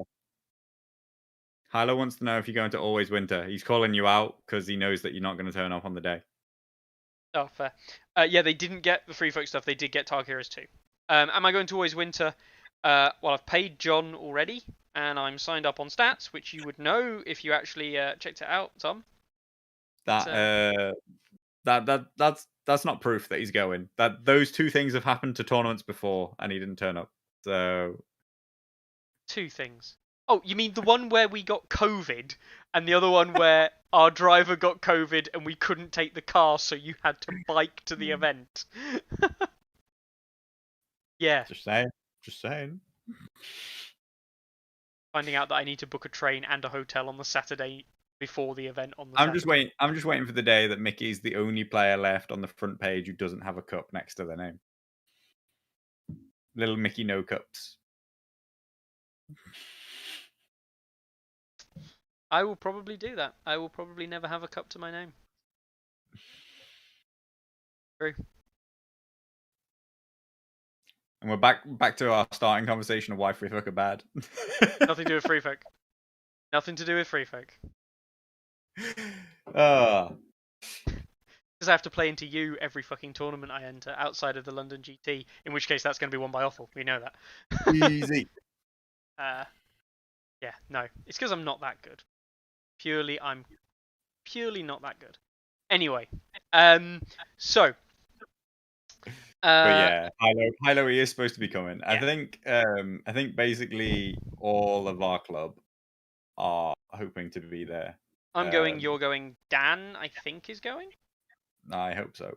I hope. We know that Chris is most likely going. He really wants to go. He signed up. And Ben got a free ticket, so yeah. Yep. And John won't go because John is a tournament and John doesn't go. No. John doesn't even watch stats content. John didn't even know that War Council updated. I'm not saying updated last week. John didn't even know War Council had updated for 2021 stuff like a month ago. Like, casuals, man. What are you gonna do? Casuals. Casual. We can slag him off really hard. He won't watch this. Nah, he can't slag him off. That's horrible. Dan will snitch on us. Don't. Don't do it, Dan. I'll tell him. Yeah. Tell you what. Where the fuck were you on Friday, Dan? Yeah, fuck Dan. Didn't even respond, right? Dan. I sent a message saying, "Are you coming?" And never responded. Just ghosted us. Fucking. Because we all know that Tourney Ground is just the place where we air our gaming club's dirty laundry. It is entirely for DWG, Dirty Washing Group. Anyway, so that was that event. Should we look at more events, Carlo? Yeah, go on. I've gone blurry because apparently leaning back and stroking my dog is enough to take me out of focus. What else have we got? We've got current. What about Pontypool? Oh, Pontypool. Somewhere else were the center of the Song of Ice and Fire world at the weekend. Greece. And I forget what the other two were. Was it Greece? It was Greece and Warsaw again. Duke's Gaming, Pontypool. Yes, 6 players turned out. A small event, 6-player event. And we saw Steve Gage win it. Bevikadden? I can't even say that name. With Targaryens. We saw Ross with his Targaryens come in second. And Scabman come in third with his Greyjoys. Good work, Scad. He posted his Scad did another one of his what do you call it? Blogs. Blog Yep. posts? Yeah. He did another one of his blog posts. So do check out the Scadman blog posts. Yeah, Pardon love me. reading them. They're actually. Which has just reminded me. I also love listening to Between Two Weirwoods by Gamma. So just a shout out to that. If you're interested in listening to people talk really in depth about lists, then I love that. I love that content. Yeah, it's really good. I'm gonna be doing something very similar with a different take on it. I think soon because it was a request. I think we talked about before. But yeah, Scadman's blog. I really like Scadman's blog because Scadman has a very different take on the game in that like the reason he plays and the ways he thinks about the game and what he looks for and like what he thinks is good and bad, if like from an experience point of view, is interesting. And so when I read it, I know that it isn't how I would see the game. So I read it and I get a different view on how that game may have played out, and I think it's really good. I really enjoy actually reading them. They're not the only stuff, as you say. I've yet to listen. I'm gonna get my sad face out here. I've yet to listen to the Between Two Weirwood stuff. I know I'm a bad person. But I do know that it's good content. From not just yourself, but other people who've said, yeah, definitely listen to it. So I will be watching it. I will be having a quick check on it. Except I heard the, from such masters as the Song of Ice and Fire stats guys, I've heard the production shit, and what they tend to do is miss off half a video at the end. A joke, by the way, Gamma. Have you seen some of the early stuff Everybody knows that a produced? video is not worth doing if it's not over 2 hours long, Mickey. I know, right? Some of the stuff we produce, Jesus Christ, the production values absolutely god awful. Yeah, cool. But cool, yeah, another Targaryen winner there. Scad is a great guy. Nice He is. Met him now, and he is a great guy. So the small home big battle in Greek. It was a 4-player event, an ELO 4-player though, which is good. We've seen it's not the first ELO 4-player event we've seen, and it was won by a Stark player. We saw Stark, Targ, Freefolk, and Lanny. Only played 2 games, which is fair enough. I think I might have looked at this one. I was a tiny bit confused. I don't know. Maybe I saw a tournament somewhere that claimed that it was doing like a best of 3 for like each round or something like that, or I don't know. And I thought it might be this. It ended up it was like 4-player, and they did best of 3. I think it might have been an event like a couple of weeks ago. I was super interested as to what they'd done, but I don't think it was this one. You won't terrible find it. tournament, wasn't No. And was there also a Polish event as well? Yes, there was one in Poland. Which did this have? Did this have an interesting winner? Not this one. This one. Dragon 1 in Warsaw, Poland. Look at that. Look at the stunning amount of information about this tournament. Hey, you don't have to fill it in. You don't have to. You don't have to. But it did indeed have an interesting winner. Ashmon winning with Benjamin. With Benjamin. What tournament am I thinking of? You're thinking of the other Polish one. I think it's this one. Did someone win? Yes. Wait. Did someone win with Roos? Roos something. Let me have a look. I feel like Viva Victorian recently won an Italian event, maybe. Oh, he did. Where's that one? World champion. No, he didn't. He did win the event. Or he didn't win the event. I think it hasn't been closed. I didn't close it myself. I didn't want to in case it wasn't done. I don't know if he actually won the event, but he certainly played lots of games. Because I was noting this. Yes, yeah, no, it was. He ran. It was the sorry guys, the first tourney in Genovese. It was the Genoa tournament. The Genoa tournament did get played out, and it was Viva Victorian who claimed the crown with Greyjoys. And he beat. This is quite interesting. He beat in the last round, long-time Italian strong player and man of strong Jasper. lists, Danny Jasper. He beat the With offal offal. list. Now, this offal list, we'll check it out now. It is not the cancer offal list that people have come to know. It's the Ranger Hunter offal, Crossbowman Watch Captain, Scorpion with Builder, Conscript Builder, 3 NCUs. Still a very strong list. Strong list, yeah, very strong list. But he beat it in Dance with Dragons. And it was a convincing win as well, 9-2. And with Roos Greyjoys. Yeah. That's super interesting. Roos Greyjoys, I want to know more about that. Fairly convinced Roos Greyjoys, if we have a little look at the list, Roos Greyjoys in Harlaw Reapers, with Ramsay Snow in Harlaw Reapers, Bowman Reavers, Asher, and Flayed Men. I have no idea. Yeah, I have no idea. I don't like Reapers. I don't like Ramsey.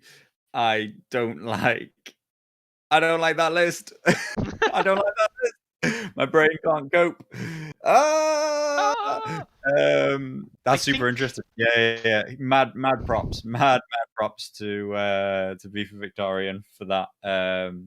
That's a really big that's a strong offal list. You know, like I put together that exact list and played it not as some kind of like, hey, I'm playing a B tier list, like just like this is strong.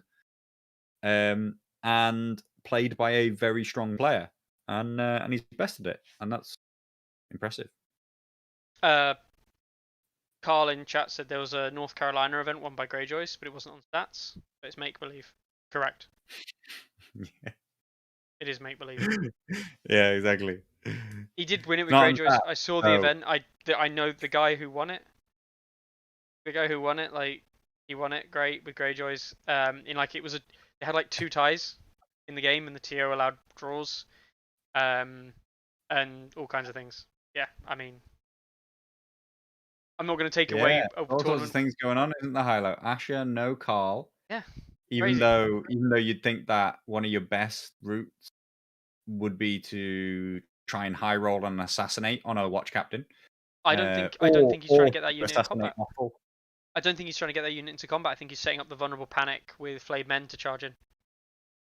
And the Reapers are there to get into engage with the conscripts if they can, with the double down on the panic damage and just absolutely shred conscripts, where they'll take like +1 for conscripts, they'll take +1 for intimidating presence, then they'll take potentially another +2 from Reapers, meaning that you fail a check and you're taking a minimum of 5 wounds on every check you fail.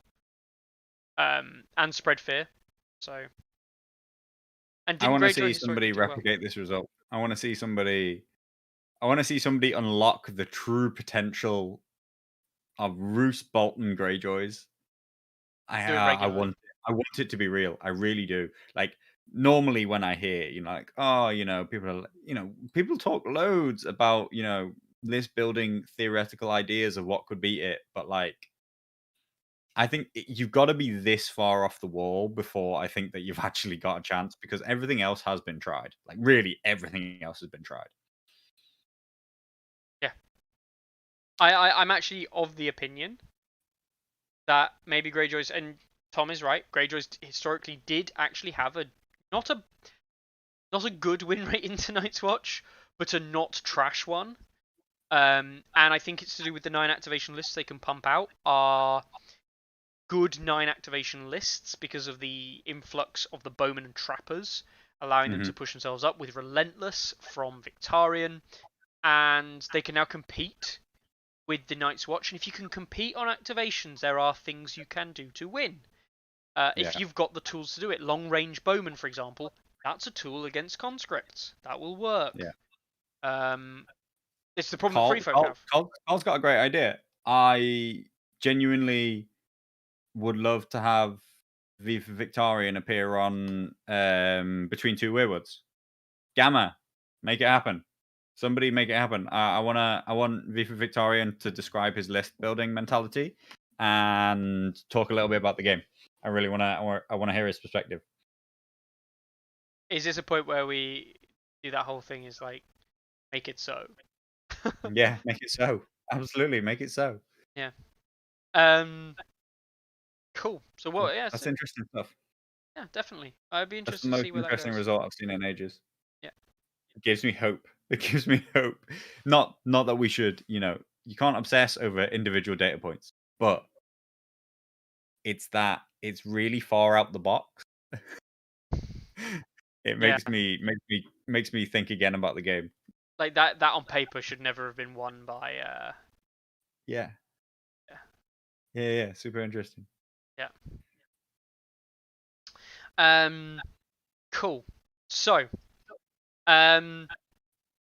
Anyway, other tournaments. My head is not in the right space today, I tell you. I think the ones that we thought were happening last week. I think there's the Tabletop Warden Tourney. tabletop warden event going on. I think Yeah. that I saw some stuff about its faction entries. I think that it's very heavily skewed towards Targs, Lannisters, and Baratheons, right? Yeah. So they're having a couple of rounds now. And they've had one Lannister, 2, 3, 4, 5, 6, 7. I didn't realize they opened it out to so many players. Jesus, I thought they only had 16. I should have entered. I thought they were. I didn't realize they were opening it out so much. 1, 2, 3, 4, 5, 6, 7, 8 Lannisters of a 28-man tournament. So that is, call it a quarter of the tournament is Lannisters, just over. Targs are at 1, 2, 3, 4, 5, 6, 7. So they're a quarter. 8. Wow, 9. So Targaryens and Lannisters alone make up over 50% of the event. That's Yeah, insane. significantly so. Then Yeah. you've got Baratheon. But I believe that there's no restrictions, right? No, no, This no. is an unrestricted tournament, but it's Literally very much unrestricted. been self-regulated away from Night's Watch. Like everybody just doesn't want to play them. Yeah. So I not mean, hugely surprising that everybody's perceived second and third best faction get played instead. I actually didn't realize this was as big an event as it was. This was one of the ones that flew under the radar. I was originally potentially going to go in and thought, it's a 16-player event. If it was playing a bigger event, I was going to enter. But yeah, there's not. Should have done it. Aw. Done it. Not Could because have I been didn't you. want to play a small Could have been, event. could have been your one cup. Maybe, yeah, maybe could have actually been. It's not because I Yeah. didn't want to play a small event either. I wanted to play in a big event. I just didn't want to play in an event where there's going to be 16 players and like take a space up for somebody else. Whereas knowing that there was a bigger event, I'd have probably entered. I'm an idiot. Oh well. So, And yeah, Weasel is right. It's like the number of answers to Night's Watch that is. Hey, by the way, have you thought about Roos plus flayed men and a one shot on the charge? Yeah, good. yeah, let's not go But down that route. Greyjoys is an interesting additional tech on top. Yeah, Greyjoys is That's an what I'm trying to interesting. say. That's what I'm trying to say. If we're looking for something, that is the problem. It is a problem, and I do agree. We begin with Roos and flayed men, and we say that's entirely fucking neutral. What faction can we embed this in, which is going to enhance this combo and improve its reliability that it will one shot? That is the question. What if I blew your mind and said Baratheons with an Elden NCU to fish for the card that you need? I thought you were gonna say Roos in Free Folk, and I was like, yes, but no. Yeah, no, Roos Baratheons. No. No, because why not just Barry block? Yeah. Yeah, okay. All right, cool.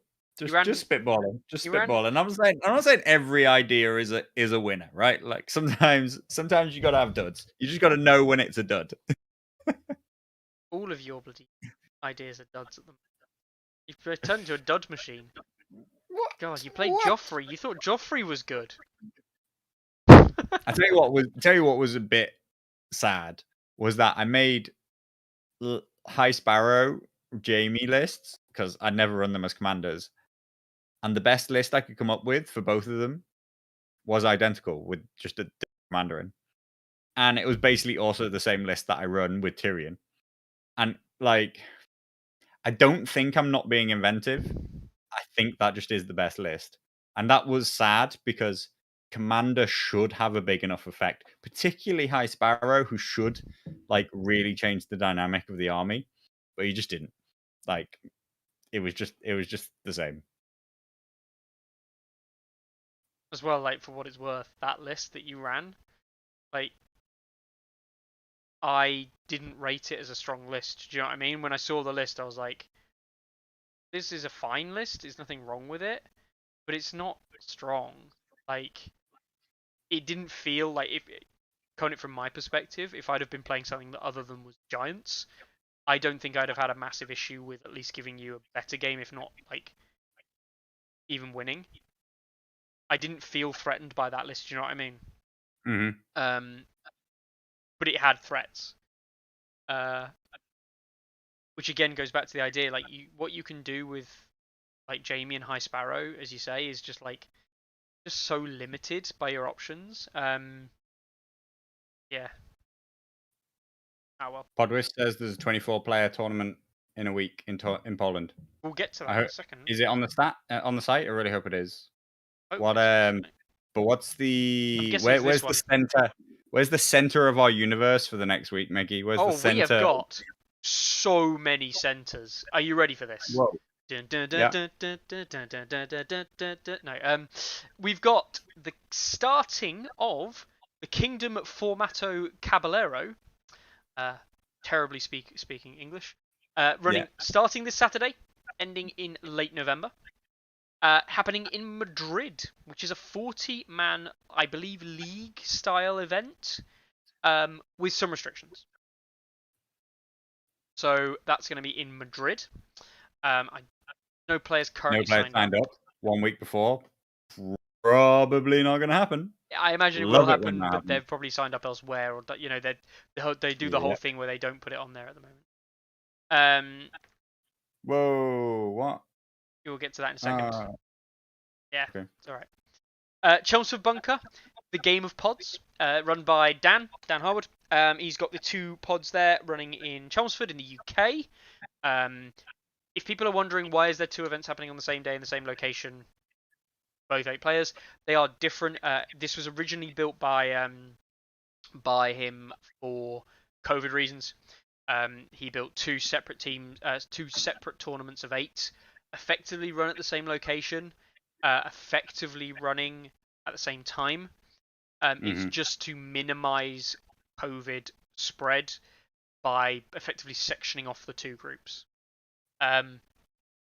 At the time when he created the tournament, which is now going back about a month, 2 months, 3 months, I think, that was a very wise decision by all players. I think everyone agreed it was a good thing. It was only just going to be 1 pod. They opened it up to 2. And yeah. And David Toon's right. The entire Toon family will be there. They will be. Dave, if you weren't here earlier, Dave, go check out the cool new symbols you can get. I fully expect you to go and collect some symbols on your ranking page, even though I know we talked about the ranks in detail. Definitely collecting some sigils next to your name is definitely going to be something I think you're interested in. I also believe Lore Chaser Leet Teddy will be there at Chelmsford this weekend. So I've heard that he's chasing some lore down in Chelmsford. We've then got the Just Play Song of Ice, Dice and Figures event happening in Liverpool. So that's the second variant of what they're doing. I believe that this is a smaller event. I don't think many of the players are going to this one, as have been to the other Just Play events that have happened. So yeah, but it's a 16-player event still in Liverpool. You're not going, are you? No. I have other things. Anyway, we have got the 24-man Bolter Sklep Hobby. What? Try it, Mickey. Go on. Right. We know what it's. You know where it is now. I have to butcher it. Bolter Sklep Hobbystaishwin? I have no idea. In Podvale in Wrocław, Poland. It's 24 people or 24 people. Holy Yeah, shit! This yeah. thing's This actually going to is. happen on the site. That's awesome. Who we got? Big names. Yes. Can I just point out? Can we just point out the list restrictions? Kickstarter units banned. Fair enough. Free folks are subject to the no coin beyond the rule rule. Yeah. Yes. Does that mean everyone that hasn't got that list restriction now means that we're not subject to that? Is that how that works? I wonder if some people in Poland have been playing without it, That does and make. that's why they felt that they needed to put it on. It might be because if they've got faction packs, the no coin beyond the wall card isn't in the new faction pack. So maybe they thought that was a yeah. I mean, maybe it's not. Neutrals Maybe in free folk confirmed. maybe it is actually you're allowed to take neutrals in free folk, but they fucked it up. I don't know. And we see it's a great event. Like loads of people that we've heard the names of. Masara is going to be there. Yeah. Toxics, who plays a lot on, comments a lot on Facebook and things like that. A lot of rule questions. Podwis, you're going there, which is obviously great to see there. Those are names that I recognise. But yeah, 24-player event. That looks great. The Polish tournament, just a Song of Ice and Fire community looks so strong and active right now. They're doing really well. They are doing really, really well. I believe that they've also been talking about a team-based tournament, right, and stuff like that. Recently, like Simon made a comment about how like the game's going really strong in UK, France, and Germany, and I was just like, and Poland. Yeah. Like I was just like, and fucking Poland. Have you seen?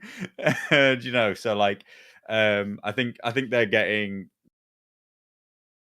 nowhere near the significant representation that they should be. Like, not getting the respect that they should be. They have incredibly strong players on the international TTS scene. They have big clubs, they have big events, and they're so active. All those things are really, really good signs for their community. And yeah, I think they're really, really strong. And I was not surprised when a poll came over and battered everybody at the LGT. No. And yeah, Carl's right, and Spain too.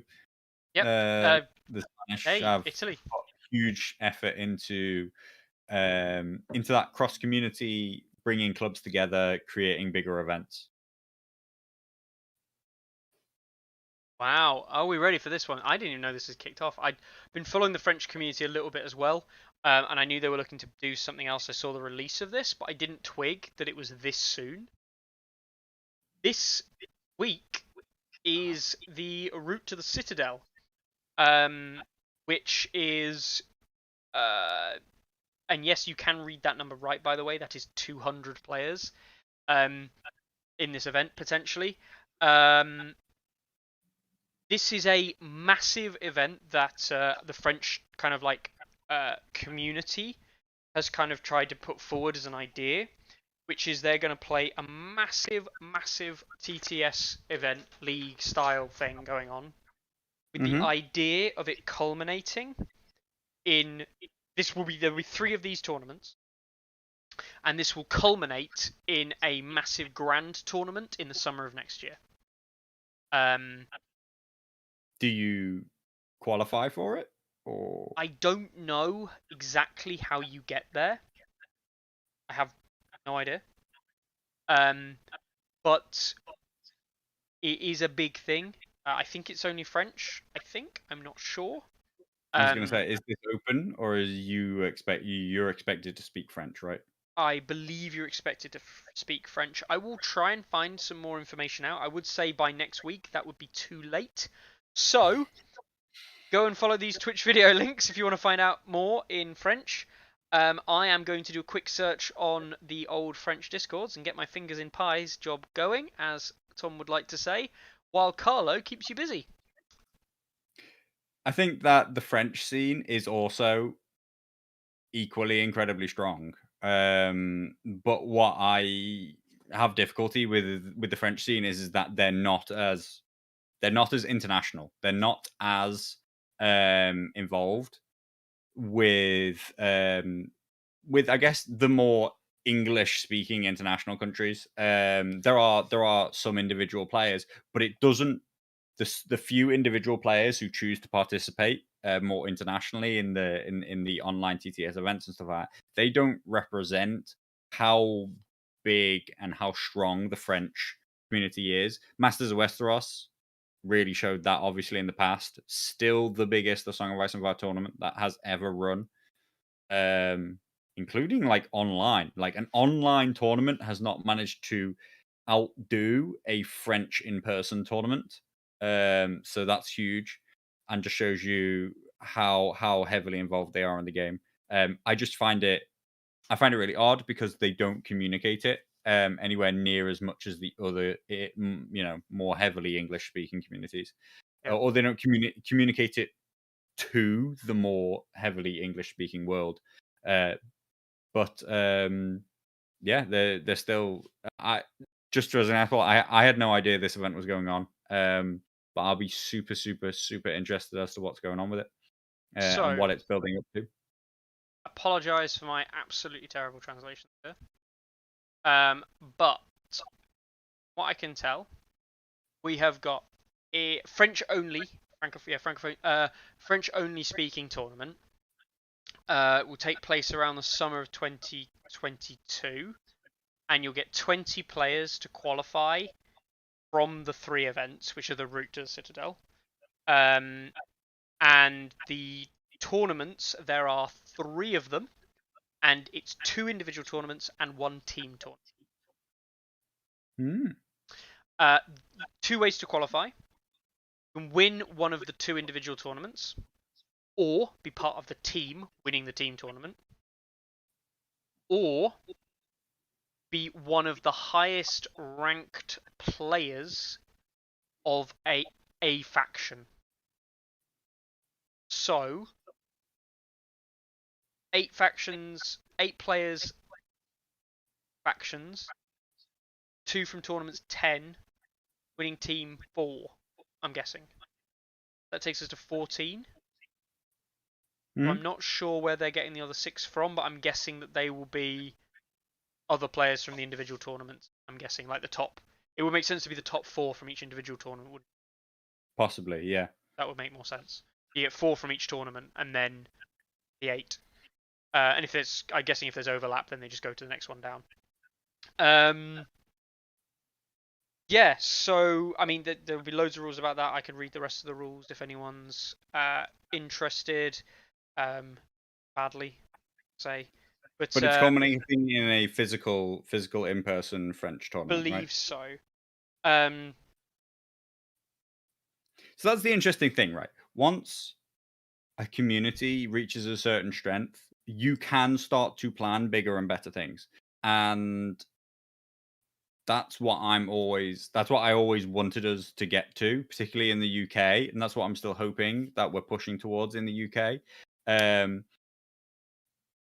I mean, almost I had no idea this competition was going on, but it's actually very relevant to kind of like an announcement we'll be making sometime soon around next year's LGT, where we will also be running an invite-based event. I'll give loads more details when we have like them slightly more nailed down, but basically events will provide qualifying ways to come to the invitational portion of the LGT, which will be a side event similar to the way that the ELO was on the Friday night this year. So really, really looking forward to that. It's going to be, basically the highest standard event that I think's ever been run in a Song of Ice and Fire. I do. Like, I'm not even saying in the UK. I actually think it'll just be the highest standard event that's ever been run. Personally. Yeah. so the way they're doing it is they've got rankings for players, but I don't know where the rankings are coming from. and they're gonna People like use people like rankings, like they actually do. yeah, Rankings have a lot of value. I mean, I know, I know, me or Dave Toon, like discussed like they're not without some downsides, but like actually the upsides of things that you can do with rankings, the upsides of the way that you can use it as an incentive to make people want to play the game more is actually a net positive. Always has been. Obviously, I wouldn't have built an entire ranking system if I didn't believe it was a net positive. And I think it's a huge miss. And the reason why I created it in the first place was because I thought it was a huge miss that Simon aren't providing anything official. You know, a huge part of what is currently drawing me towards Flesh and Blood is that they have such a comprehensive and well structured, organized ranking structure of their own, and that there are methods that I know that I could go and find out how good I am at the game, and find out ways to fight to meet and play better players, and then if I can become good, there are routes to me going on to do better things, go to bigger events. And it's yeah, not just like who feels like signing up on the day or on her app, that that you will basically be playing against other really good players, and that there is a route to that. I find incredibly enticing. Like, I don't have to actually achieve it. I don't actually have to ever make it to nationals. That there is a route to nationals, and that there's a qualifier for nationals, and that I know that the people who are at nationals qualified for it through winning events, makes me have a lot of respect for the game. And that's what Stats has tried to create in the absence of Simon ever doing it. yes, yeah, 100%. Um,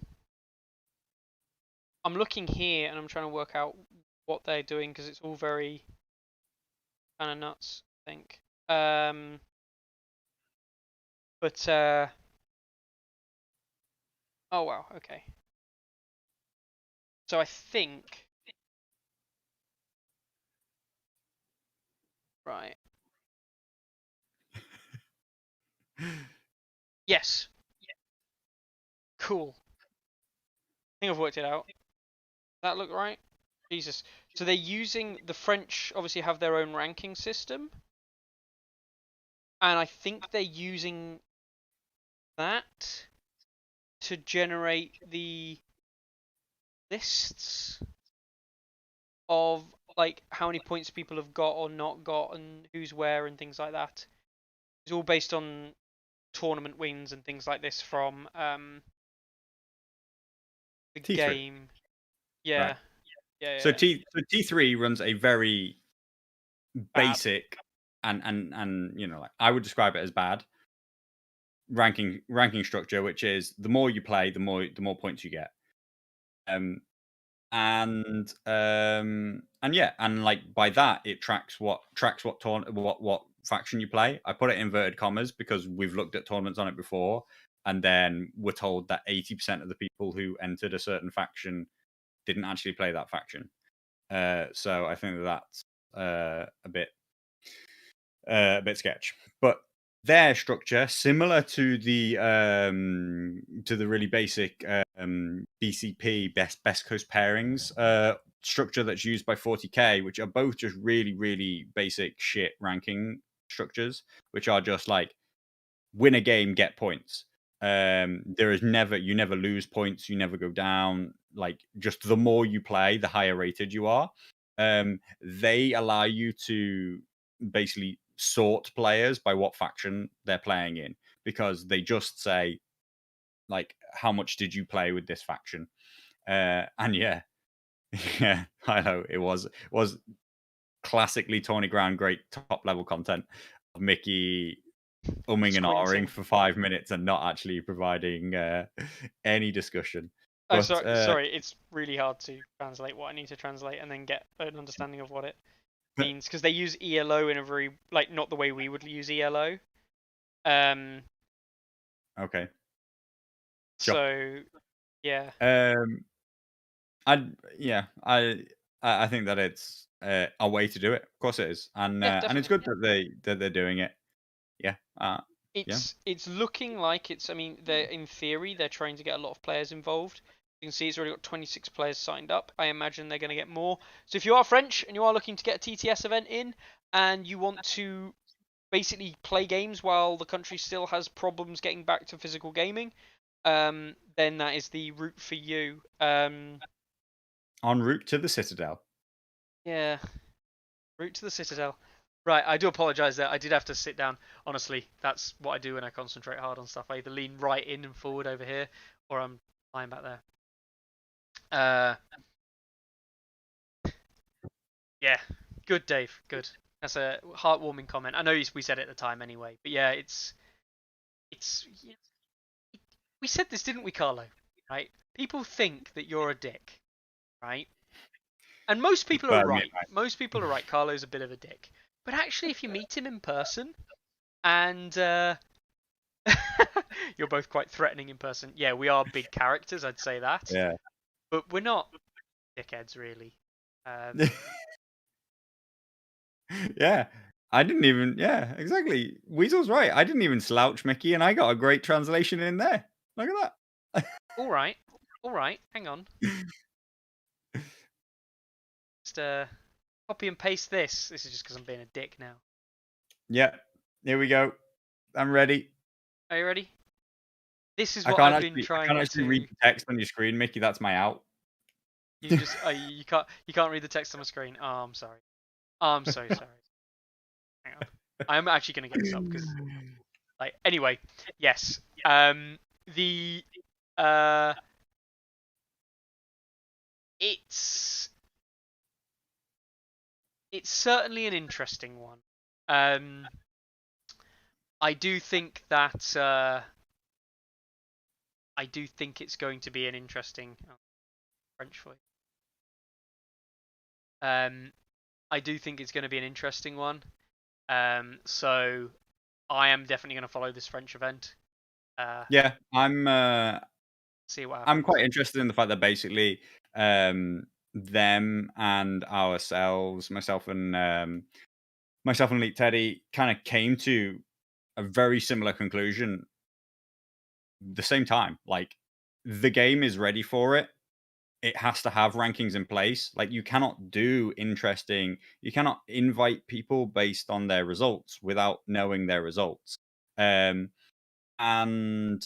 while 40k isn't something to be like lauded as like what we want to achieve or anything like that, invitational based events are incredibly popular in 40k and its tournament scene. And invitational based events have already proven to be incredibly popular on TTS.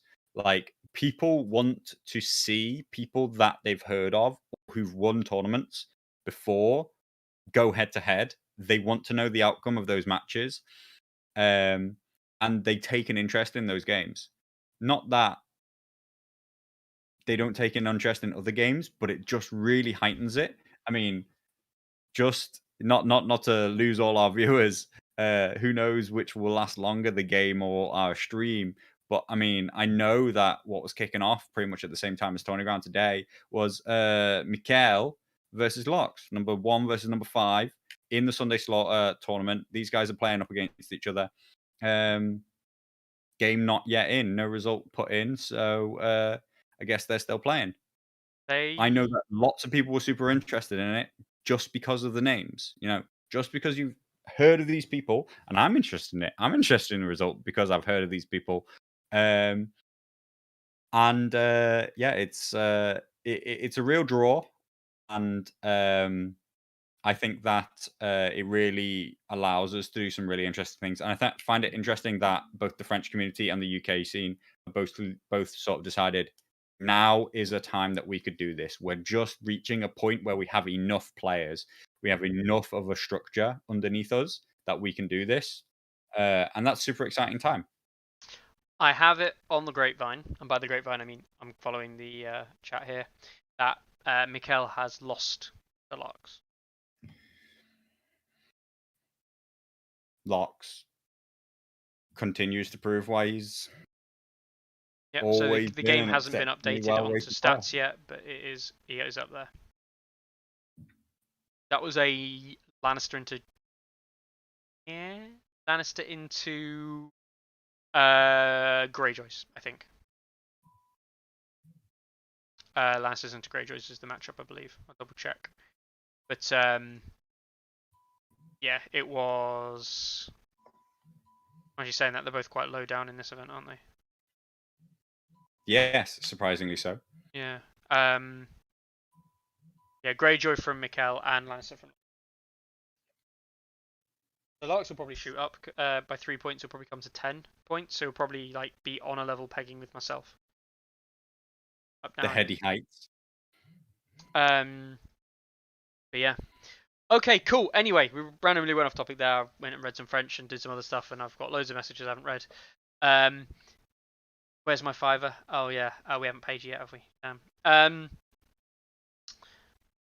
Cool. Tyrone versus Theon. Cheers, ones. And yeah, Teddy.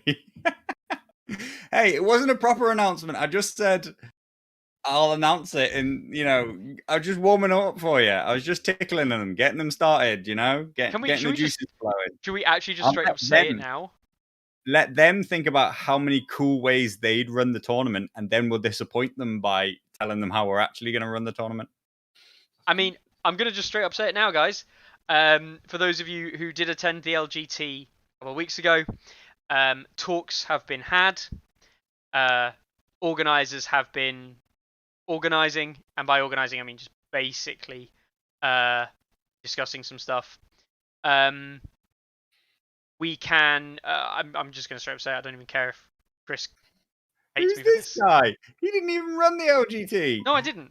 But I can confirm, that Chris, the NRG guys, Carlo, will be returning for the LGT next year. There may be changes, obviously changing, who's doing what's happening. I may not be playing. I might be helping them out instead, depending on if they need someone else to take some slack off Chris. He said that for 6 months last year as well. No, I didn't. I literally didn't. Despite I said I was not organising. Despite the fact that Chris claimed that he would not do another LGT, he is in fact doing another LGT. So that's the big win for everybody. Yep. He loved it so much that he's coming back just for you guys. So, but there will be. I think there will be. And I wasn't lying when I said that I wouldn't do it without him. So that is great news. That Chris is going to be organising another even bigger, better event next year. And I won't go into any of the details that I'm aware of. Obviously, Carlo and Chris and everything, and all the talks that have been having at the moment. Because obviously it's still really early days yet. We can't. There's no announcements to actually put out there at the moment. But hopefully, looking at things as it stands right now, A Song of Ice and Fire at the London GT in 2022 will be bigger and better than A Song of Ice and Fire at the LGT in 2021. So if you thought the other week was good, next year, in theory, should be better. Let's just hope. There's a lot of things that have to go our way, but we'll see. But yeah, no, I'm hyped. I'm hyped for any event, right? And we all knew there was going to be an LGT. It was just about whether or not who did it, and replacement event could have done it as well. Yes, we're aware, Lockerbie. Don't worry. Am I gonna? Do you want the toppest quality content of me coding it in front of you, or like? I guess you just want me to get off and go and fix it. Sounds like it. I mean, it's been over 2 hours, 2 hours and 10. We've pissed Chris off because we've announced the LGT. We've already actually announced the LGT. We are popular guys tonight. Anyway, with that being said, Carlo, should we sign off for another week? Yeah, absolutely. I did. I actually meant to start with it, but as always, it gets missed. Quite a few things got fixed and updated and all that kind of stuff happened this week. Which actually normally means that I'm avoiding some other work, which is why I suddenly find this really interesting. But other things kind of happened with the site as well. It actually moved in. It's got a lot more users than it used to have, which is great. It's also got a lot more data than it's ever had before, which means that when you go on the site, it kind of draws more data, and it's starting to take a bit longer, but it's better than it used to be. But basically, it's a lot heavier use than it used to be, and it moved into a new category of like basically expense. And it's times like that I remember that it's super, super thankful to have patrons Mhm. who help support the site. And like it really, again, it would have been one of those days where like I was like, oh, this costs a lot of money, so I might just have to turn this off now. But thanks to the patrons, like it carries on. We had a new patron recently, Peter, who's really come to love the ELO format tournaments and stuff like that. So it was great to have him join. But if you're interested in supporting the site, if you use it all the time, then sign up to the Patreon. It's there. We don't really talk about it a lot. We don't. But even if you don't, then just help the channel in any way that you can. Just like the videos, subscribe to the channel, and just share them with other people. We don't really self-promote. We don't really care about that stuff. But, there is a lot of work that goes into that, and also actually quite a lot of expense. It's not free to host and run a site which has such a huge amount of data on it. So, just really big thanks to the patrons, because I don't normally say it that often. I But am. without you guys, the site I would have stopped running it. Like, I actually would have stopped running the site, like about 6 months ago, 9 months ago, if Yeah. the patrons didn't support it. I am obviously going to go through. Obviously, I don't have access to all the patrons directly, and obviously some people don't want to be anonymous in these kind of things. But I will go through obviously and talk about the patrons that we do have on the Discord. Obviously, Ashigaru, Bartender Ben, Brett, Deoxys, Duan, Bruce, KM Sinran. Oh, what's his name? I've always forget his name. Chris, Leica, Scabman, Trashmanabats, Weasel Kingdom, Andrew L, Basti, Dark Angel, Death, Gregors, Larks, ORJ Bill, and Red Letter. So huge shout out to those guys. Be them patrons from a while ago or patrons who are just new there. Plus, obviously, the people who are not on the Discord as well. And you get to have Dave. You get an exclusive time with us. You get to have an exclusive chats with us about list building, us basically memeing and talking shit all the time. It's 24/7 Tourney Ground, really, I guess. Tourney Ground is your window into that. It's been quiet recently, but also if you post a message on there, Carlo actually responds, unlike anywhere else.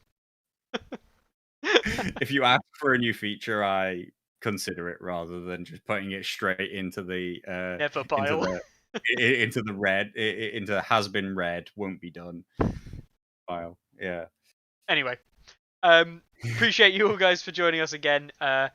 Really enjoy doing these episodes, even if it is just me and Carlo talking to you idiots and us idiots for 2 hours. Everyone is an idiot. Why does anyone watch us for bloody 2 hours? Jesus Christ. Complete garbage, this content. Which is why we're always supposed to name the patrons at the start, but it's only ever the patrons who make it to the end. Heroes. The heroes that we need. Hero. The true hero. Anyway, thank you very much for joining us again. Right? I'll go fix the site. I'll go fix that 500 error. I really rushed out the commander pages, so I clearly fucked something up when I literally 20 minutes ago, 20 minutes before we started, not 20 minutes ago, 20 minutes before we started was just like, yeah, push it. I'm sure it'll be fine. Fuck it, do it live. Fuck it, do it live. Always do it live. Always do it live. See, live error reporting for you right there. Awesome, cool, thanks. It's alright. Nice. He hates me now. It's fine. Nothing's changed. We'll see you next week, guys.